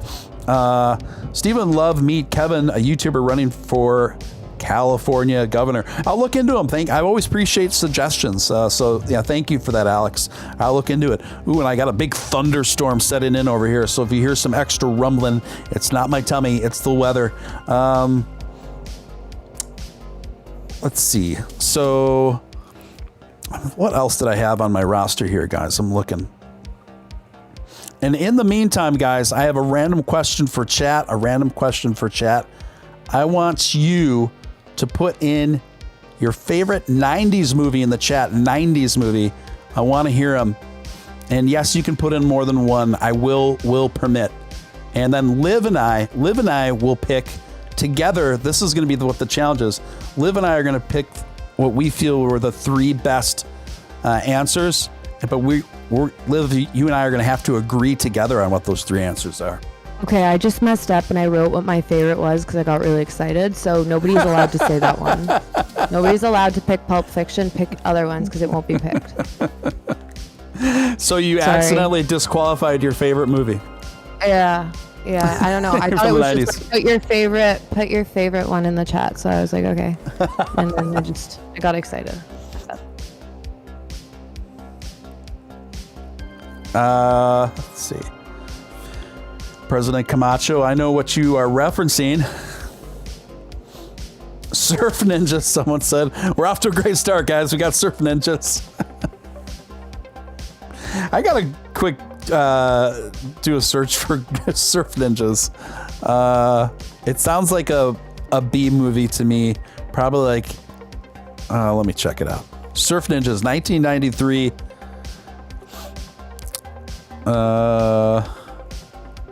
Okay. I remember seeing the cover of this DVD like in stores back in the day. Oh, is it Rob? What's his name? Oh yeah, it's Rob Schneider. Why haven't I seen Surf Ninjas? And Leslie Nielsen? I'd probably really like it, actually. I appreciate that because I'm going to go check it out. I like Rob Schneider and Leslie Nielsen. I know Rob Schneider is like super dumb, but that's why I like him. I love how dumb his humor is. And I love Leslie Nielsen, so I'm going to check that out. Okay, what do we got? Twister, Contact, Goodfellas. Wait, Contact is 80s. Let me double check that one. Ass coin lover. Gotta be accurate here, guys. When I say 90s, I mean 90s, not early 2000s, not 80s. I stand corrected, my friend. Contact is from 1997. I don't know why what movie I'm confusing it with that I thought it was from the 80s. So 1997, starring Jodie Foster, Matthew McConaughey, and John Hurt, who I love all those folks. So I liked Contact. That's a good choice. Goodfellas, great movie. The Jumanji. Falling Down, great film. Are any of these popping out to you, Liv? Yeah, a few of them are. Fear and Loathing. Let's see. Honey, I Shrunk the Kids. Yes. American Beauty. Great. Yeah. Sharknado. Sharknado was not in the 90s, guys.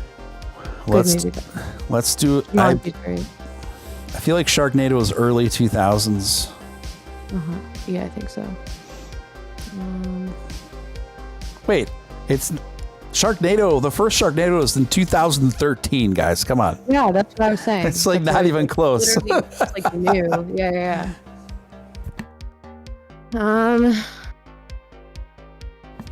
Okay. Biodome. That was with Pauly Shore. Another vote for American Beauty. The Big Lebowski. That's a good one. A lot of good ones. Mars Attacks.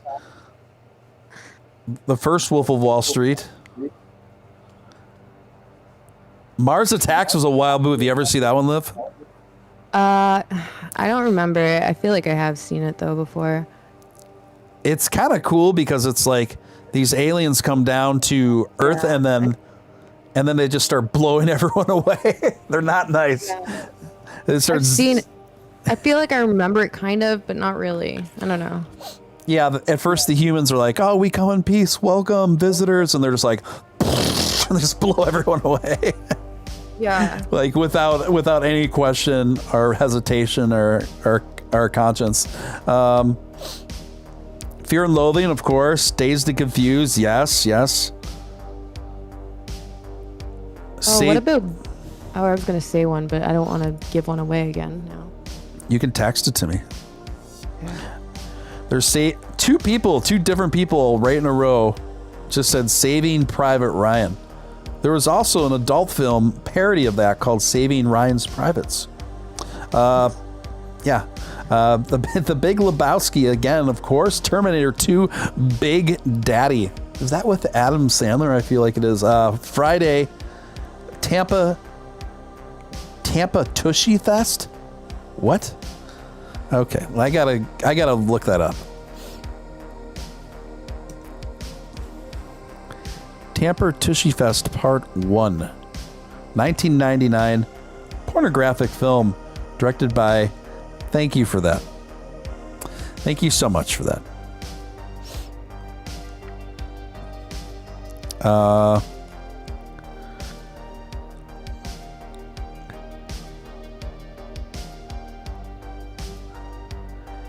American History X, that was a great film. Truman Show. Oh, those are good movies. American History X is definitely up there for me. That's a good movie. Yeah, really, really well done. Good movie. Edward Norton was so good in that. Hey, somebody said the one that I messaged to you. I'll be the judge of that. I'm scrolling. I see it. Yep. In all caps. Yep. Someone just puts Mia Khalifa in there for their favorite 90s movie. Just Mia Khalifa. Multiplicity with Michael Keaton, who unlocks the technology to multiply himself so he can be more productive. And he ends up creating three of himself so that there's 4 Michael Keatons, and he keeps his three twins, his 3 replicas in like his house out back, like above the garage, like converts he has them live above the garage. And so he's juggling that, and then I think one of the dudes ends up shagging his wife or something. But what? Yeah, I think one of his replicas ends up shagging his wife in the movie. But I love Michael Keaton, man. I adore Michael Keaton. Multiplicity was a fantastic movie. Can't recommend enough. Groundhog's Day, a lot of great ones in here. It reminds me of how many just epically awesome films there were in the 90s. Blair Witch, that was definitely cutting edge for its time. Boys in the Hood. Yes, Boys in the Hood. I'm glad you like pizza, Tank Girl. Hey, what's up, Lee? Good to see you, man. Forrest Gump, The Iron Giant. I love The Iron Giant. Have you seen that one, Liv? Yeah. I love The Iron Giant. As a baby, I was literally so young. Oh, so you don't even remember it, really? Kind of. Not well, but like, kind of. Yeah. Okay, I don't know which ones. I feel like we have different taste in movies, also. But I don't Probably. Yeah, so this is gonna be hard. That's the challenge, though. We got to find a way to come together. Okay. That is the challenge. That's what makes it interesting. What are your favorites so far that are coming up?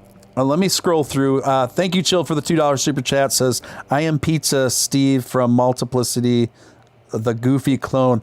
Yes. I know the character you're talking about from the movie. Yep. Yeah, there's one that just turned out like kind of goofy. One of his Goonies. Goonies is 80s.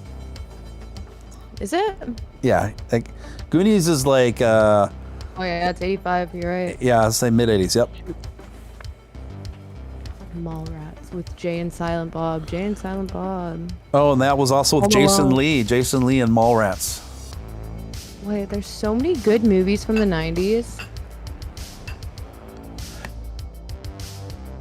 This is hard.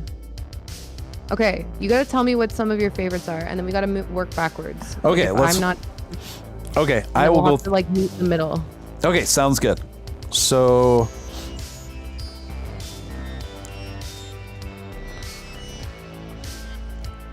I would say, Contact is up there for me. I just thought it was 80s. I think we could say Contact. I think we could say Contact for one of them. Okay, we're gonna have to rank them too. Okay, well, Contact makes our top 3. Okay, good with that. Another one that stands out to me is Alan. I got your South Park reference on Rob Schneider there. That's funny. Big Trouble in Little China is not 90s. I do love that movie, Benny, but disqualified, my friend. That's like 87. Wait, whoa! You can get DQ'd in this? Yeah. Okay, wait, whoa. So is he not allowed to put in another one? Is he out? I'm not going to be super... He's out of the game. He's out. And someone else said, The Matrix. But let's see. Edward Scissorhands. That's up there for me. Have you ever seen Edward Scissorhands, Liv? Of course I have. Okay. I love Johnny Depp. Okay, and how do you feel about Edward Scissorhands as maybe making one of our tops? It's not one of my favorite Johnny Depp movies, but it's a good movie. When was What's Eating Gilbert Grape? It's 93. That's a good movie. Yeah, but it's not good enough for me. I know. Females usually really like that. Very like. See, I'm not into like the so cinematic kind of feel movies so much. Like I love like 90s dramas. I think they're like the best. Yeah, Edward Scissorhands though, it's a really good movie, but I don't think I can pick that as one of my favorites. Okay, all right. We'll keep going. What about Shawshank Redemption? It's a good movie. What about The Iron Giant? I don't know if it makes top 3, but it's definitely up there. It's super well done. It's Yeah, I know. It's really well done. Then you got Harry Connick Jr. in there.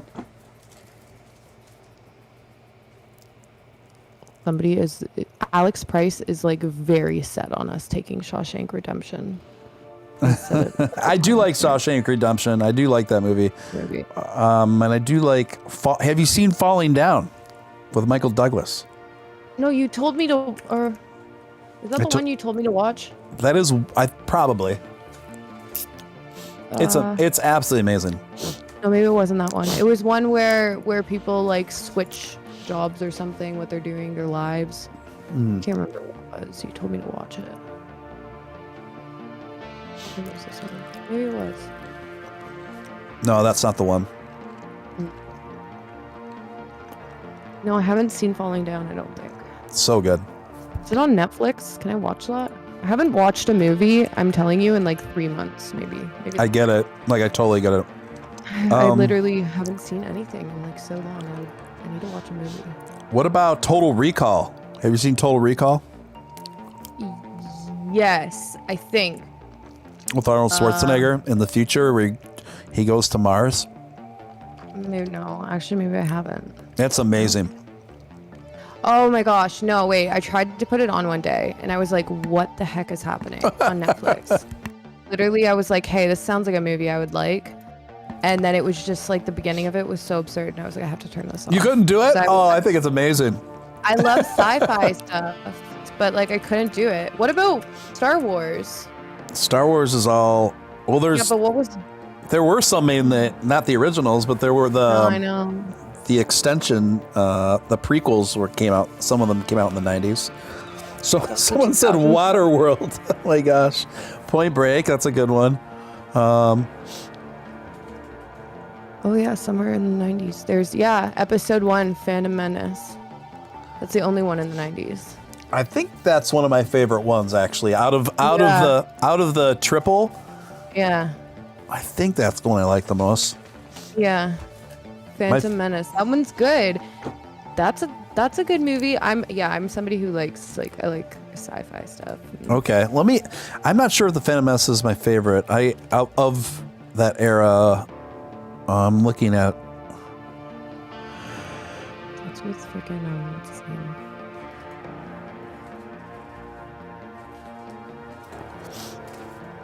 Is that the one where those memes are from? that meme template of... Yeah, there was one I was gonna make today. I forgot what it was. There was one that was like so good. I had this concept, and then I was like, I'm gonna go do it right now. And then I got a phone call, and then I forgot to do it. Now I can't remember what it is, but yeah, I think so. Okay, so my favorite Star Wars movies, I'm gonna give them to you in this order. Okay. Empire Strikes Back is my all-time favorite from 1980. After that, I would say A New Hope from 1977. After that, I would say... that's the one. That's the one. After that, I would say Revenge of the Sith from 2005. That one gets very dark. Okay. I really like that one. Yeah. After that, I would probably say Rogue One I quite liked, actually, from 2016. And then I'd probably put Return of the Jedi. And then Phantom Menace, Attack of the Clones in there. And then the ones after that I just not too fond of, honestly. Yeah. I never watched Solo. It's okay. Oh, yeah, I had Solo in there, too, yeah. Mm. I didn't think it was going to be, like, great. And then I never ended up watching it. Yeah. Fight Club, of course, people have mentioned. Bad Boys. Oh, Fight Club. Oh, yeah. Fight Club. Oh, Titanic.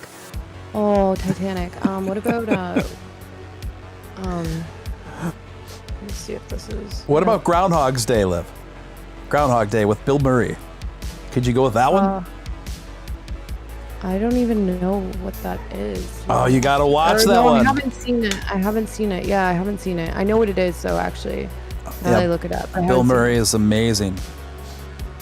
You would love it. You'd actually really like that. Oh, wait, you don't know that I would love it. You don't know. That's true. Is it actually? Yeah, you don't know that. I've got a weird taste in movies. A lot of people are like, you have to watch this. And it's like, this is so bad. I like weird movies. I like bad movies sometimes. I love watching bad movies. I love watching bad movies. And I know they're bad, but I'm happy doing it. Like, I just need to watch a bad movie. Just think how bad it is. What about the first Austin Powers? Yeah, that's literally like a bad movie, but it's funny. Like, it's iconic because it's like so bad. It's like just like dumb. Yeah, I like Austin Powers. I don't know if I'd pick it in my top 3, but it's funny. Honestly, it's kind of cheesy though. and like I guess that's like part of its quirks. But Yeah. I'm not that big of a fan of Austin Powers though, because it's very culty. Like people who love it, like love Austin Powers. Right. It's good though.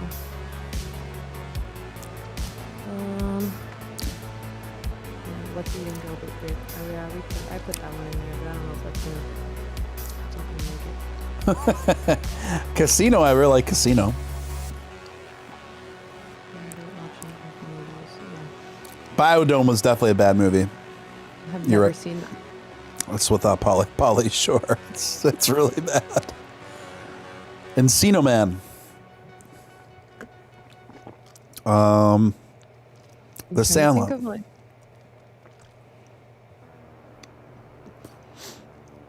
Face Off was a really bad movie I liked with Nicolas Cage. Nicolas Cage. He's so Like, what other Quentin Tarantino movies came out in the 90s? well. I mean, Pulp Fiction, obviously. I mean, we might have to pull in Pulp Fiction because I would put that one in the top 3. Yeah, me too. So, so we've come together on two out of 3. Then it'd be Pulp Fiction and what was the other one we picked?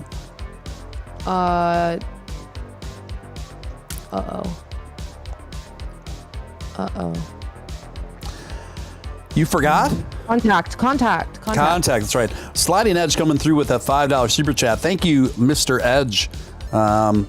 We need more Goonies and Big Trouble in Little China. I agree. I love both of those films quite a lot for different reasons, but they're both great movies. I wish they still made them like that. I love Kurt Russell, man.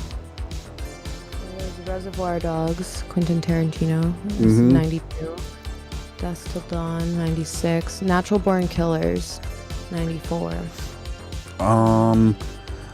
Chill, $2. Thank you. Steele, what do you think of the new Ghostbusters remakes? Ugh. I didn't like the one with all of the women. That sounds bad. Oh, I just didn't think it was very good at all. It was so cringe, and then I just thought the writing was horrible. And then so I didn't care for that one. The one that came after that I never saw. Did you, Liv? What? No, I didn't watch them. I literally like maybe watched like 2 minutes of the one with like all the chicks, and I really did not like it. So yeah, it was like awful. Like I was shocked at how bad it was. And I like Kristen Wiig in some things. I really like some of those women in other things. I really do. That movie was awful, man.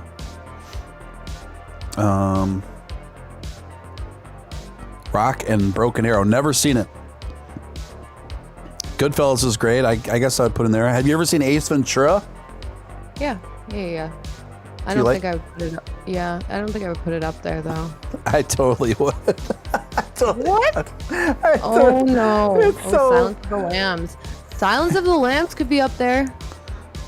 Or are you not into that? No, you're not into that. No, not as much. I don't not like it. It's just not like my jam. Yeah. See, this is the thing. I feel like we have very different taste in movies. Romeo and Juliet. Yeah. Heat's a good movie. Well, it's also there's also a female male dynamic here going on. You're picking Romeo and Juliet, Titanic. And I didn't pick those ones though. I just said those were good movies. You're fixating on those, sir. I said Pulp Fiction, sir. Star Wars. What else is on here? Yeah, so Pulp Fiction is one we picked for sure, and then we picked another one that we forgot. Contact. Okay. Contact.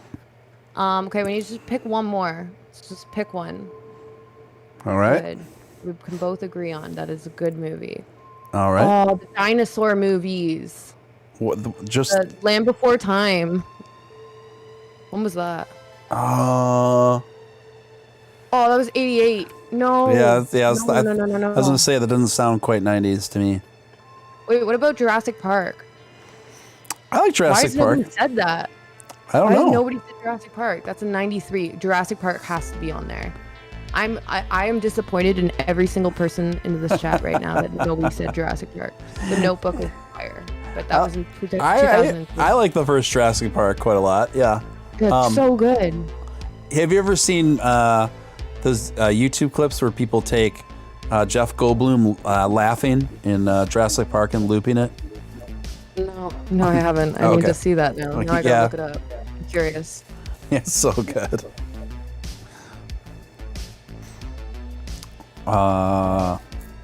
Problem Child. You it's guys. like the first thing that comes up. Cable Guy is really good. Have you ever seen the Cable Guy? No, I haven't. That's like a dark comedy with Matthew Broderick and Jim Carrey.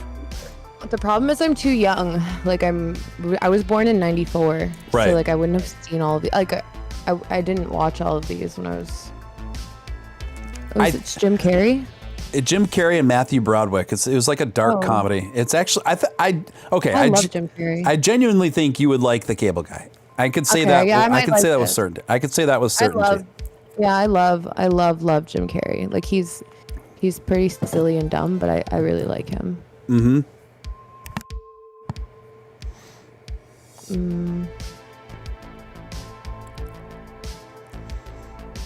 Nice Canadian. Being John Malkovich. I think Being John Malkovich was a great movie. Very weird movie. Very good. So wait, sir, are we not picking Jurassic Park? No, we could. I'm cool with it. I'm cool with Jurassic Park. That's literally the best. All right. So what we were both able to agree on is the top three. A top three list for 90s movies was Jurassic Park, Contact, and Pulp Fiction. Yeah, those are fire. That's good. That's actually not bad. I'm happy with that. I agree. Those are fire. I'm cool. I'm cool with that list. I'm at peace with that. Okay. Okay, now 2000s movies. Oh my gosh. No, I'm just kidding. That's a whole other day. That's going to take hours. Yeah. Like, you could do it just on the copious amounts of like, even just like teen movies that came out in the early 2000s. Remember, there was like a zillion of them that came out between like 2001 and 2008. There's like a zillion of them. So many. Yeah, literally, you could just do all of like as your theme. You could do that. Yeah, like they're like She's All That, like a zillion things, movies like that. Yeah, all the High School Musical. I will say my favorite one, though, out of that whole kind of genre that we're talking about, far and away, I do have a favorite, and it's The Girl Next Door, starring Alicia Cuthbert. Have you seen that? Yeah, wait. Yeah, that's not a teen movie, though. It's not? No. Oh, yeah. I don't think so. That's just like... It has kind of like an American Pie kind of movie. Well, it's a good movie though. I like that movie. Is it too? Do you think the theme was too racy for it to be marketed to? Yeah, I think so. Okay. I think it's a little bit older than like the teen. I think teen movies is like High School Musical and like Lizzie McGuire movie. Oh, okay. I'm thinking of like, just. I know what you're saying. Like a lot of them are really dumb, like really bad movies. Like rom-com-y. Yeah. But like not always like romance. It's more just like there'll be like a sexual kind of nature to the movie and like have it a little raunchy. Like literally like American Pie, stuff like that. Yeah, there was, like I said, in the early mid-2000s, there was like a zillion movies like that. They were just pumping them out. It was unbelievable. And they were all equally as bad, and they made so many of them. They did like all those scary movies too. They did so many of those. Do you remember how many Saws they did? Did you ever watch those? No, I never got into that stuff. What? You've never watched Saw? No. Stop. You have to watch Saw. They came out like 50 Saw movies, and they just got worse and worse progressively. And I watched them all. I think I stopped at like probably like 5. Saw. Really? Yeah, I think so. Saw 9. Is there a Saw 9? They're coming out with a 9. 2021. 9? Saw 9? Stop. Yeah, they stopped at 8 in 2017. Somebody's doing a 9. Jeez Louise. Yeah, crazy. I don't think they'll ever stop making them. I seriously think we'll eventually get to like Saw 20. What's happening? It's called Spiral though. It's not called Saw. Whoa, they're revamping it. They're trying to make it cooler. You know what, like, kind of scary? Do you like scary movies? Yes. Okay. One that I actually liked, kind of, was Escape Room. I don't know why I liked it, but I liked it. Yeah, I like Escape Room. I like for horror movies, I usually like straight up like classic horror themes like zombies and vampires and like axe murderers and stuff like that. Yeah. Like Chainsaw Massacre. Yeah, stuff like that. Like, and I really like comedy horror, but there's just not a lot of it out there. But I really like the idea of it, and I just think comedy horror. If there was more films pumped out in the comedy horror genre, I'd be so on board. Have you ever seen Shaun of the Dead? Yeah, kind of that vibe. I love that stuff. Do you watch like American Horror Story? Yeah. Yeah. Do you like that, or you've seen it? I like, put it this way, it's one of those shows, certain episodes I really like, and other episodes I'm like, Yeah. The episodes I really like. I remember giving it a try years ago and I didn't like it, and then I tried it again recently and I got so hooked on watching them all. They're so good. So well done. Some seasons are kind of like meh, they're not that great, but certain seasons are like wild. Like, it's super addicting. Yeah, I'm gonna circle back. Yeah, because it's been years since I've given them a try. Yeah, they're good. I'll tell you like which are the best seasons to watch, because not all of them actually are that great. And I think that was the problem. I started trying to watch, I think, with the first or the second season. It was the house one, whatever it is. It's like they're in a, I guess all of them have a house, but it's like about a haunted house or something.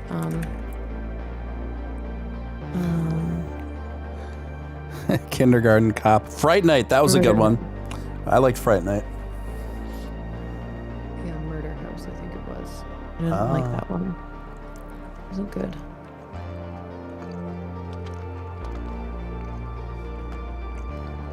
The room chat is still pumping out the 90s movies. They want us probably to go back and change them. Chill, thank you for the $2 super chats. Steele and Liv, if given the choice, would you be a vampire? Would you be a vampire, Liv? Would you want to live forever? Oh my god. I don't know. Probably not. But maybe, depending on what kind of vampire. Like, if you're like they portray vampires so different in movies. Some of them are like think about like Twilight and how they portray vampires, and it's like, yeah, they make them seem cool, and then you go and watch like other horror movies and then they're like terrifying looking, like their faces look like leather, and so I don't know. I feel like it would be problematic if you just like want to eat all of your friends all the time also. But like I like vampire stuff, it's cool.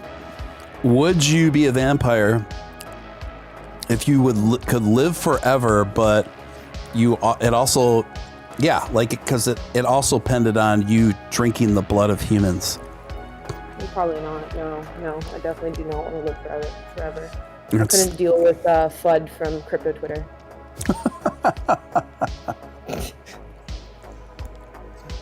I'm gonna ask Craig what his favorite 90s movies are, because he was more of that era too. I'm curious. Craig, top 3 favorite 90s movies right now off the top of your head. 3, go fast. Jurassic Park. Don't think. I don't know, just Jurassic Park. That's it. Stop! Quick! That's it, Jurassic Park. 2 more. All 3 of them. No, 2 of them. They're not in the movies. 2 of them are. Okay, one more. You have to pick one more movie. Actually, Jurassic Park 2 sucks. That's a lie. Okay, go hurry! I don't know, just Jurassic Park. That's all Hurry I up! I only like dinosaurs. Oh my god. No, pick. You were literally born in 90. Pick. Lion King, Aladdin. Okay, fine. Those are technically 90s. So you pick Aladdin because you love rugs? Yeah.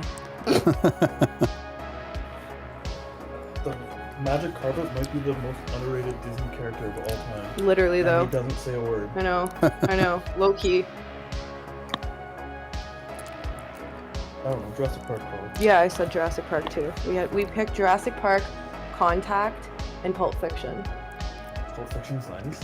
Yeah, 94. That's a good movie. Yeah. My thing is, I don't know what year any movie's made. I know, that's the problem also. Kyle says, you can get IV infusions of blood. You don't need to drink it, Steven. Thank you, Kyle. Thank you. You know, Somebody sent a super chat asking if I would be a vampire, if I could be one. That was just a question. Yeah. I said probably not because I don't want to live forever. I don't want to deal with crypto Twitter. Not go outside in the day? Yeah, like there's so many problems. Like you're not supposed to go in the sunlight. Like you have to eat your friends Why do you think you're crappy? because you want blood, and it's like you I become just think you might be a crappy person. you become friends with like normies, and then you have to try and not eat them. I don't know, I think you got some affinity for eating your I don't know. I might do it. You would do it? Of course you would. Yeah, of course. I would have not expected you to say otherwise.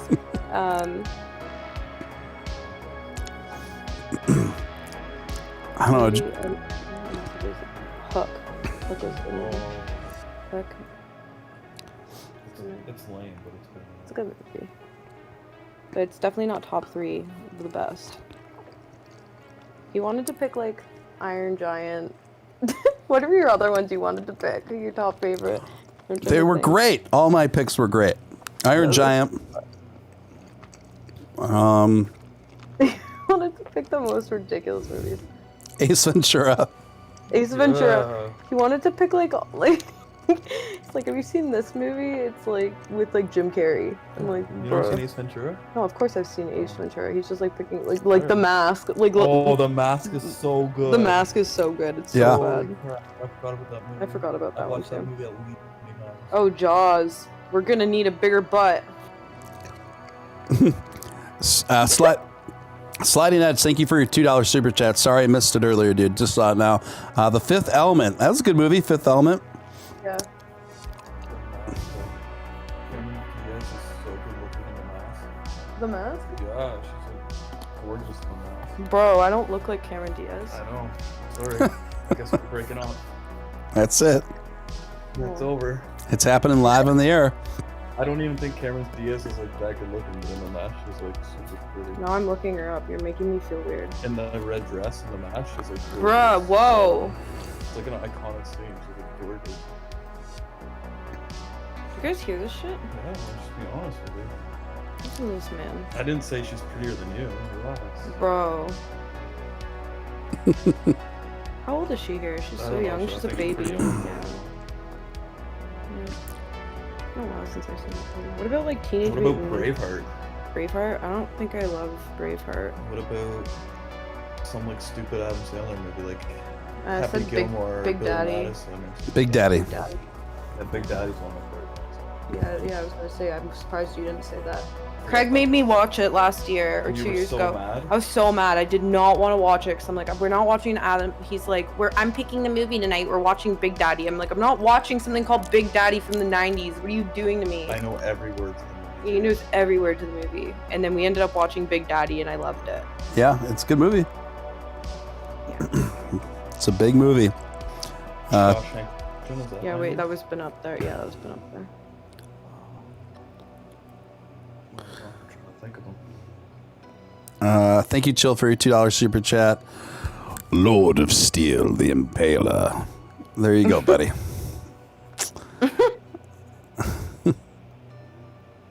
You should do custom NFTs for people where you do like your voice, record your voice saying stuff for people.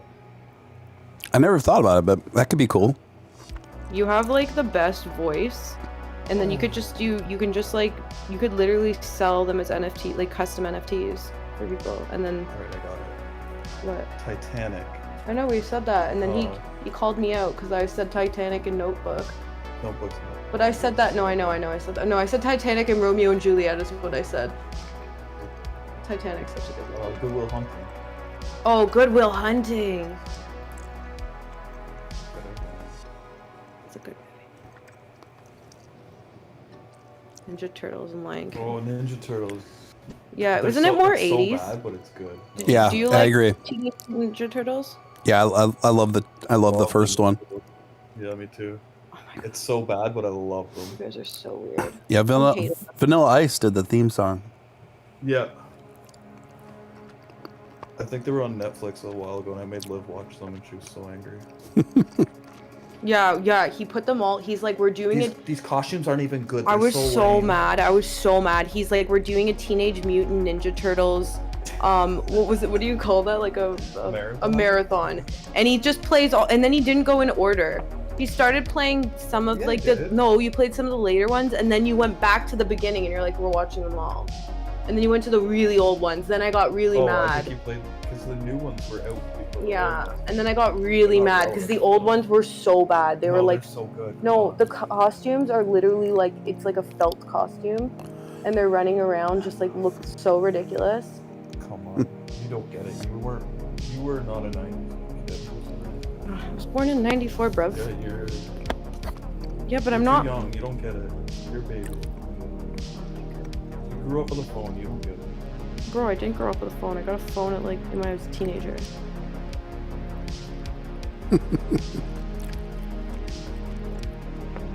Jurassic Park was fire though for the animation. Jurassic CGI Park was for, so like, ahead of the its first time. Was so good. Jaws was good too. I feel like we're all sleeping on Jaws. Jaws is great, but it's 70. That's like 70s. Wait, what? Really? Yeah, like it's like late 70s. Was there not one in the 90s? Mm-hmm. No. But Jaws is epic, and actually, I went on a date earlier this year because one of the perks of COVID is that because nobody had been producing movies or hardly or releasing them rather, theaters would start filling up their screens with like classic films. So, and you could see like classics on the big screen for like really cheap too, and so it like allowed me to see movies that I love that I never saw I was too young to see on the big screen. Whoa. So, and Jaws was one of those. I got to see. That's how I saw Jaws on the big screen. It's awesome. Cool. That's cool. I like that. I want to see Titanic on the big screen. Mm-hmm. Wait. I love Titanic. Craig loves he loves all of the like he loves Disney movies, Disney, dinosaurs, and like drama. No, like romantic. Super sad romantic movies. Really? Yeah. Like Notebook and Titanic are probably like. You like the Notebook?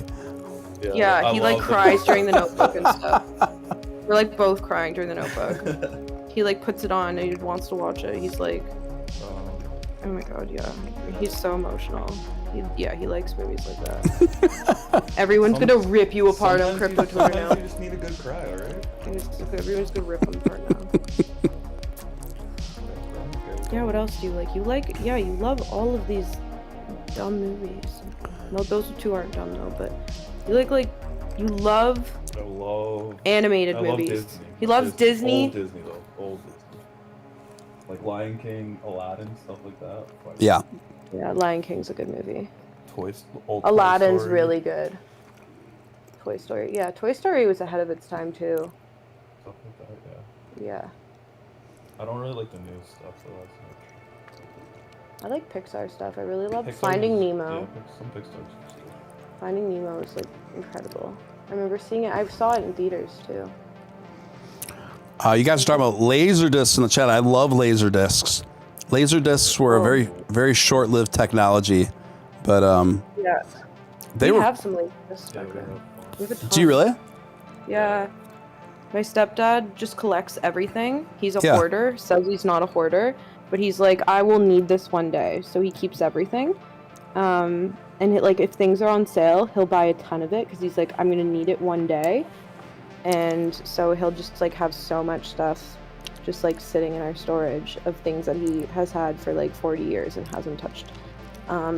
Laser discs is one of those things. Records, just all of this, like just so many though. Like so many. DVDs when Blockbuster closed. Yeah, DVDs when Blockbuster went out of business. He and I would go to Blockbuster every day. Is Blockbuster in the States? Yeah, okay. And we would buy all of the Blockbuster, the DVDs on Blu-ray and all of the PS3 games. We'd go and buy all of them. We'd have like duplicates of all of them. Wow. So dumb. It was so stupid. Because they were like $3 per movie. Back then that was a steal. Yeah, and back then, yeah, that was so cheap because you'd have to buy a movie for like $25 for a DVD. Someone says The Lion King came out the year you were born, Liv. Yeah, I know. Yeah, so is Pulp Fiction. 94. Yeah. It's a sign. Yep. What are the top 3 90s musicians? Oh, musicians? Oh man, now we're opening up a whole nother Pandora's box now. Can of worms. Why did you do that? Yep. All depends on the genre you like too, I guess. Yeah. Yeah, I'm old enough where I remember going to Blockbuster on the regular. Yeah. And just being there for like an hour. An hour. To pick a movie and Yeah. just Yeah. not decide. And then you find a movie that you want, You and then go- it's not there. You go on a date and you're like, okay, you're gonna get a movie and I'm gonna get a movie. Yeah, totally. Around the store. Were you went on dates that young when it was still available? No, like Blockbuster? you go with your like girlfriend or like whoever. You had a girlfriend then? What do you mean that? I was like 18. Bro, Blockbuster closed in like you're 2010 so or old. something. What? Did it? 20. That might have been 20 then. I was probably older. I guess I was in high school. Okay, yeah, fine. Fine. Yeah. I had so much anxiety going to Blockbuster to pick a movie. Oh, I can't decide anything. That's the worst. Well, part of the job back in the day of like Blockbuster employees or employees in any like movie rental place was to help people. Yeah, help people pick out movies they liked. Yeah. They didn't do that. Yeah, they'd straight up say, well, what kind of movies do you usually like? And then they tell you, and then they start thinking of other stuff that they could recommend to you. They never did that for And me. at the front of the store, the'd be like Larry's picks. Oh yeah, that's right. Yeah, like the name of like the worker. Yeah, totally. Yeah, I forgot And that. then like someone would recommend you a movie and it'd be either really good, so you would ask the same person again, or it'd suck and you'd be like, I'm never asking that person again. Right. Even though it's like a one-off, they might like know every movie, but they had that one shot and they blew it, and you're just like, no, not a chance. I'm not listening to you again. Yeah, I remember that. They used to like feature an employee every month Yeah. at a Blockbuster who would feature their recommendations to you. Who remembers when Blockbuster had VHS tapes? Yeah, VHS. That stuff was great. I miss VHS. Rewinding. Please be kind, rewind. Yeah. And then you Please be kind, rewind. And you get charged if you don't rewind. you the don't- movie, like $2 or something. Yeah, you better rewind. Yeah. You can rewind or be fined. Yeah. There was a window that most people forgot about, wherein while Blockbuster was going out of business, while their stores were going under, they started converting to mailing out DVDs, where people would, and that's what the Netflix model was for a while too, or Redbox or whatever. Redbox. you would order DVDs on their website to be sent to you, and then you would watch them, and then you would send them back. It's so dumb. They It's would. a bad model. I know, but that's what they were doing for a while. Like, and Blockbuster and Netflix were both doing that. And I remember my neighbor, the building I live in at the time, he was just his whole life was going to work and watching DVDs. And every time there was a maitre d' at that building that I lived at, every time the maitre d', like, because he lived right down the hall, and we were like, hey, can you take these up to Chris? It was like 10 DVDs in the mail from Blackbuster, like every freaking day. I'm like, wow, man. Jeez, I'm like, I can't even, how did anybody make money doing that? You know what I mean? Like, Yeah. physically sending DVDs back and forth to each other like that? So Like, dumb. It's so dumb. It's so dumb. And then people just like don't know how to do it properly and just get lost in the mail. Oh, And then- constantly. So dumb. Who remembers having 8 tracks? Not me. Remember having like a Walkman? I remember Or not. I remember my friend telling me about the first iPhone and how he just got it, and he's like, bro, it's a game changer. You've got to go to the iPhone. And so I remember like, all right, I think you're right. And so I remember going to like whatever carrier that I was with at the time, and I got the iPhone, and it was like really heavy and really like made of mostly like metal and the case. And it was really sturdy. And then I was like, whoa. And I remember the concept of just being able to like surf the web on like officially on your phone was like, and just play videos like on your phone was like a big deal. You know what I mean? Like, whoa, I'm like, this is next level, man. Yeah. It was unreal. It was crazy. I used to skip class every day and trade penny stocks in my library at school. And like every day the principal or whoever would come down and like kick me out of the library. And then like I would be in the middle of some crappy penny stock trade, and like I would put 5-10K in, and I would come back either absolutely ruined 2 hours later or like in financial freedom. It was the worst, like most helpless feeling ever. And you're trying to explain to like some 50-year-old that you need to be on the computer, you got like 5K riding on this, and they're like, what are you even talking about? And then the iPod Touch came out, and it was revolutionary because I could do it from in class, and no one knew that it wasn't just a regular iPod because we were allowed iPods. And so I could just be on the internet in class and no one had a clue. That was like the biggest game changer of my life. Wow. The iTouch. Yeah, the iTouch. It was called the iTouch. Now, what differentiated? I forget. I remember the iTouch, but I forget what differentiated the iTouch from like an iPhone. I don't think the iPhone was out yet. No, it wasn't. So when the iPhone came out, it was basically just the iTouch but a phone. Yeah. I believe, and heavier. The iPod Touch though was thinner. They made them thinner. The iPhones were bigger. Yeah, they were chunkier. So the iTouch was basically it could go on the web. Yeah. It could connect to Wi-Fi. Yeah. So it was like the first iPhone without phone capabilities. Yeah, Exactly. they're just only connecting to Wi-Fi though. Like just not like not connecting to like the carrier getting reception data. Well, that was still a big game changer for the time, though. I mean, it was huge. It was huge. Yeah. In the apps, you could get games and stuff like Flappy Bird. Yeah, whatever. You could get all those games. What one? Flappy Bird. Oh, Flappy Bird. Yes. Yeah, Flappy Bird. And then they stopped making it, I think, or they deleted the app, and then so no one could download it anymore, and people were buying like old iPhones or like old iPods for thousands of dollars with the game downloaded. With Flappy Bird in it. Why did they delete Flappy Bird? That's like a whole story, actually. The creator of Flappy Bird voluntarily pulled it off the market because he was in a partial lawsuit with Nintendo for some of the graphics ideas from Super Mario Brothers. Yeah. The tunnel. Yeah, what are they called? The tubes or whatever. Mm-hmm. So between that and then he said even at that he could have like made a settlement for Nintendo and gone on to make more money, but he said it was just too much pressure and too much attention he never wanted, so he just pulled it. Yeah. Flappy Bird was fire. Yeah. And then Angry Birds. When Angry Birds came out, Angry Birds was huge. Still is. Angry Birds, yeah.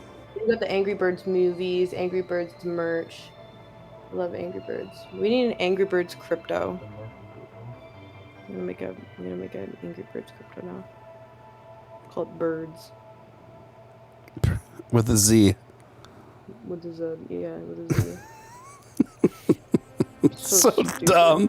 He's so dumb. What's its utility?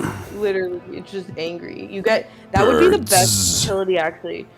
It'd be so good because because holders will be pissed. So it literally because it's just why is price going down? And then you do the pigs. You do pig token. What are the pigs called? The pig king. You ever play Birds? I never downloaded. All you do is play games on your phone. That's all you do. I do not believe you never played that's it. all I do. So. Literally, this kid plays Angry Birds. He plays iPhone games. He goes to like the App Store and finds games and stuff and plays all the time. Yeah. So. It's like so. What? I'm not hurting anything. I don't believe you that you haven't played Angry Birds. It could be on like Tinder or something. Could be doing worse things. Yeah. Snake. It could be worse. Snake. Remember that? Yeah. Tetris was fire. It was fire. I love Tetris. Yeah, Tetris is like one of the best games ever made. Boom, boom, boom. I love them. It gives me too much anxiety. The music, The music's great. The classical music and like 8-bit. It's so good. LimeWire. LimeWire, And then yes. CrossWire after LimeWire got taken down. Oh yeah, I remember there was a day where I downloaded all my music was downloading almost all my music on LimeWire. Yeah. And you get viruses every time. Your computer's like now is vulnerable to like 5,000 different. It's always warns you. It's like this is you're vulnerable to like malware, and you're like, download anyways. I need this album. I need 50 Cent Into Club right now on my computer, and I do not care how many viruses I can get. Yeah, everybody's saying Kazaa. What is Kazaa? Yeah, Kazaa. LimeWire got like shut down or something, and then Kazaa came out, and that was like the next. Really? Oh, it was FrostWire. I thought I used FrostWire after that. FrostWire is like just a blue version of LimeWire. I mean, they're all like basically the same thing. Well, then I started using Pirate Bay and using. No, Pirate Bay can do music and movies and porn. Literally anything you want to download off of there. What's the name again? He's like my one-stop shop. Yeah, literally, that's all he needs. Games, movies, music, porn. Great. Game over. Make a crypto that does all of that.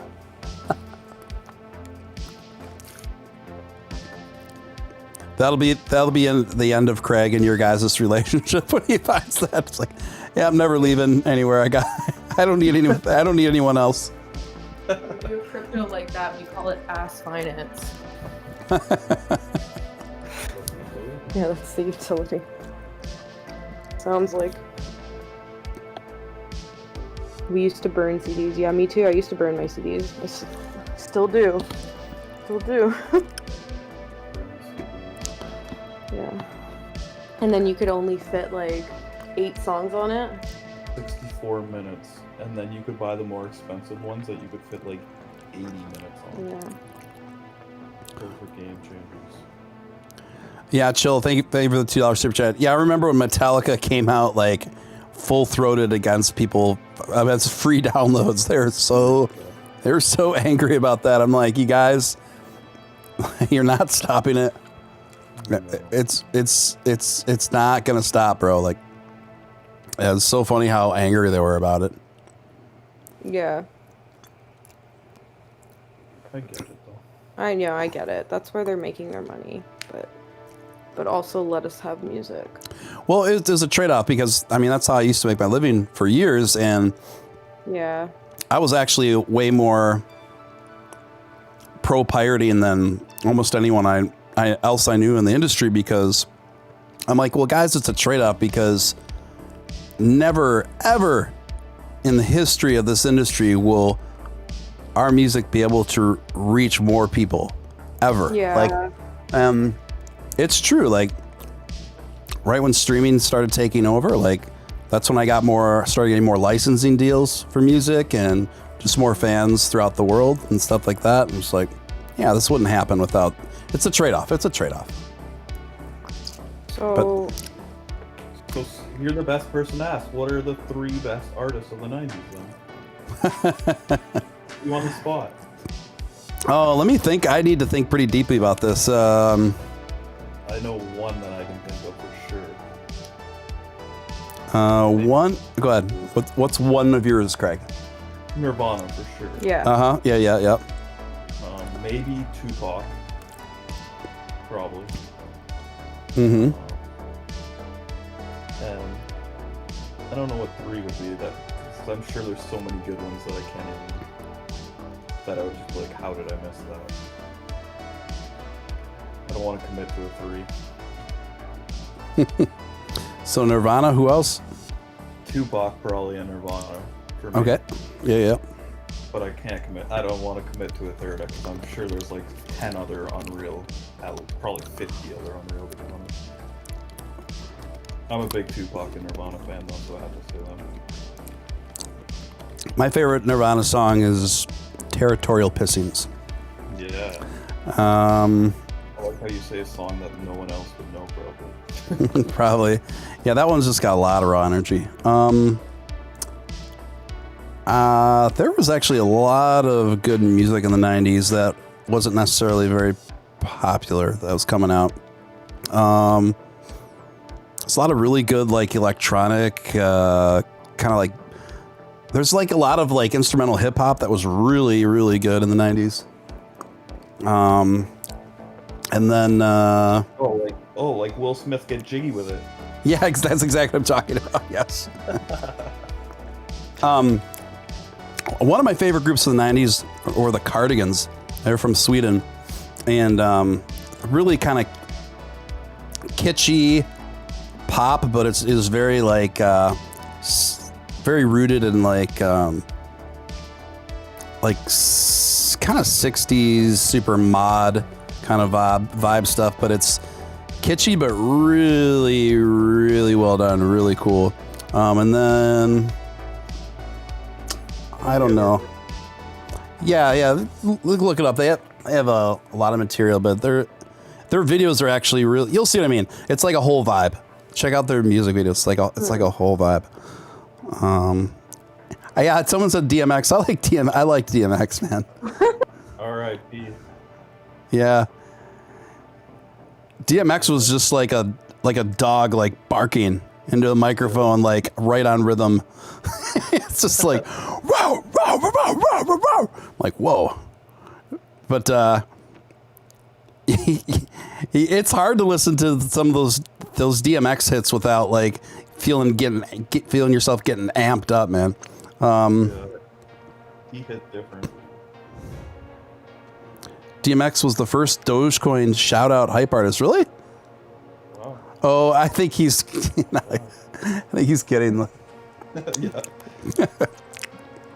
Yeah. Crystal Method, I liked them. I remember them. That was Bon Jovi.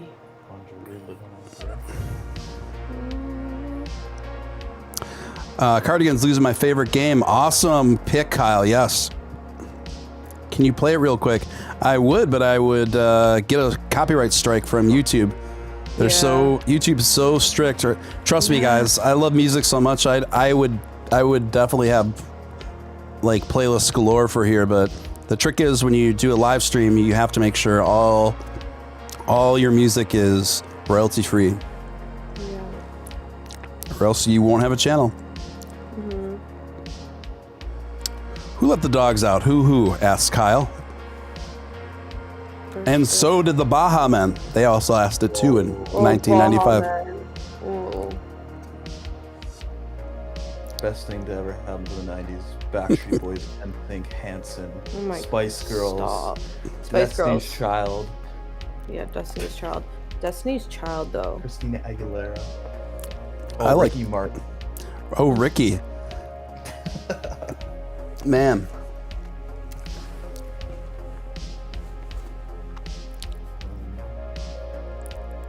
That was part of the Latin explosion of the year 2000. Yeah. People are like, Savage Garden. I like Savage Garden. Yeah, I just thought of them too. Aqua. Trying to think Aqua, of like stop. crazy 90s. Remember the song I'm Blue? Eiffel, what is it? Oh, Eiffel 65. Yeah. I have that album.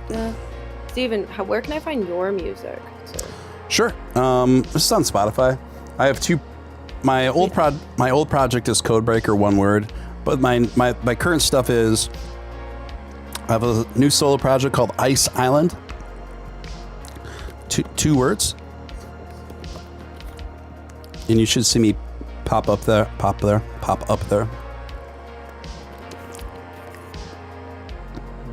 Wait, on YouTube or on Spotify? Spotify.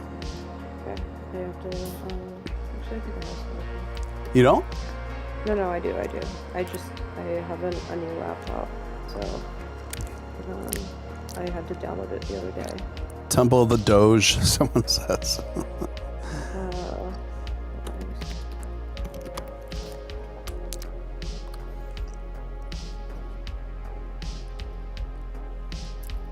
I don't know if this is a bad idea to start playing it right now, if it's going to be too loud.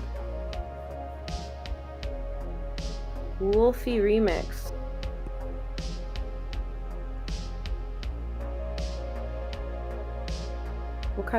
What genre of music is it?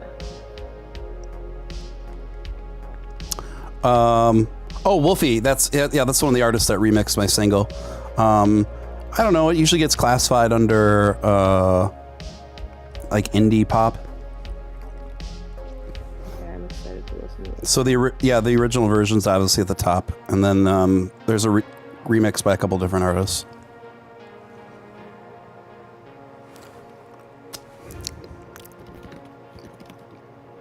Oh my god, you're even kidding me. What's wrong? Nothing. It's I don't know if you're on Telegram, but just in the admin chat. Oh, kind of bonkers. Yeah, it's just something dumb, like desperation. Oof.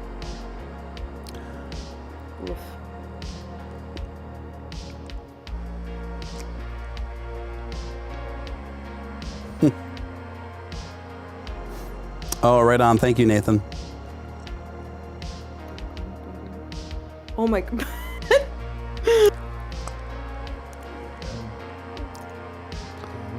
That's a really good meme.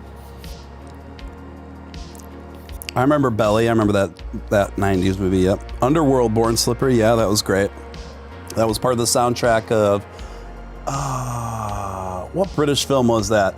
Iconic British film about the Train Spotting. Yes, Train Spotting.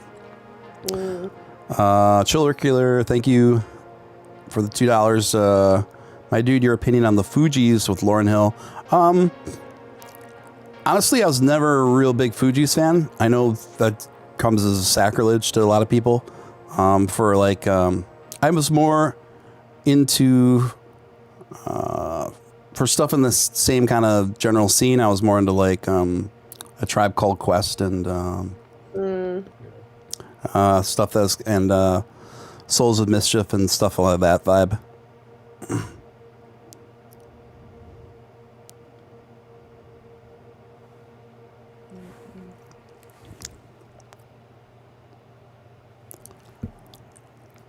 Alan says, man, you guys are making me think about my past and buying Doge. It's quite the combo. Coolio, that's right, Coolio. Oh, Coolio. Fantastic Voyage. Come along and ride on the fantastic voyage. You know what the 90s was? The greatest ass song ever. Sir Mix-a-Lot? Sir Mix-a-Lot. Yeah. Baby Got Back. Yeah. Yeah, you can look up a live performance of Sir Mix-a-Lot performing that pretty recently with the Seattle Orchestra. Ooh. Whoa. Yeah. I need to see that. Yeah. Just like YouTube, Seattle Orchestra, Sir Mix-a-Lot. Okay. Yeah, that sounds incredible. Have you heard the Metallica album with the orchestra? Yeah, it's good. Mm-hmm. It's so much better with like I don't know, it's just like another level. Yeah. Yeah. It's like another element where you're like, whoa, that was a really cool idea. Yeah.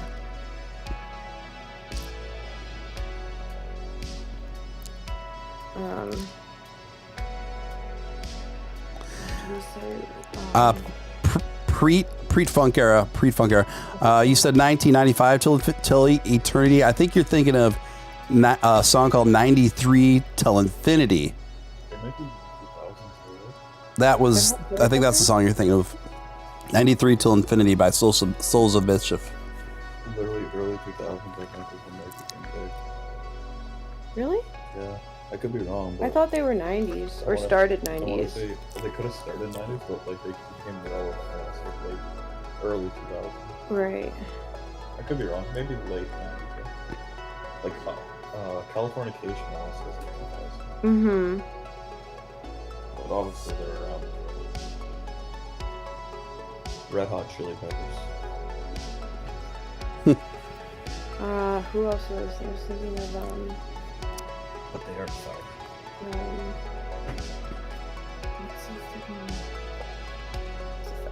I'm so brain dead. When I'm like hungover, my brain doesn't work. Sublime. There we go. Oh yeah, Sublime. Yeah, that's a good one. The Sublime. I'm Sublime. They were 90s. Yeah. Okay, that's what I thought. Yeah.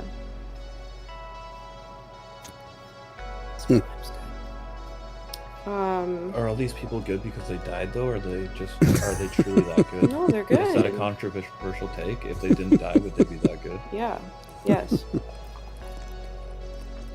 Or are they better because you're like, oh, we only had this music, so we like it more because we only have a limited amount? Yeah. Yeah, I don't know. Mine is fire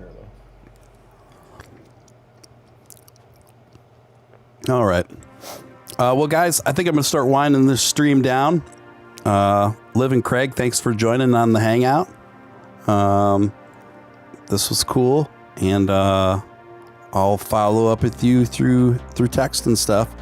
I'd like to thank everyone for tuning in and hanging out with us. It was cool. So thank each and every one of you. Appreciate you guys so much. And if you haven't subscribed already, please feel free to do so. And also feel free to join the ranks of membership. There's 3 different tiers there. And I've been stepping things up on getting all the exclusive membership content together, etc. So feel free to check out the memberships as well. I think most of you guys already follow me on Twitter and stuff. You can find Liv at either Ass Finance on Twitter or Ugly Duck or Ugly something ugliest duckling. The ugliest, not just ugliest. She's the ugliest duck. Crypto Liv at Ugliest Duck on Twitter as well. So anyway, guys, thank you so much. Liv and Craig, thank you guys. And we'll see you next time real soon. And if you miss me in the meantime, just comb through the archives, guys. There's plenty of material for you guys to peruse and view. Until next time, this is Steven Steele signing out.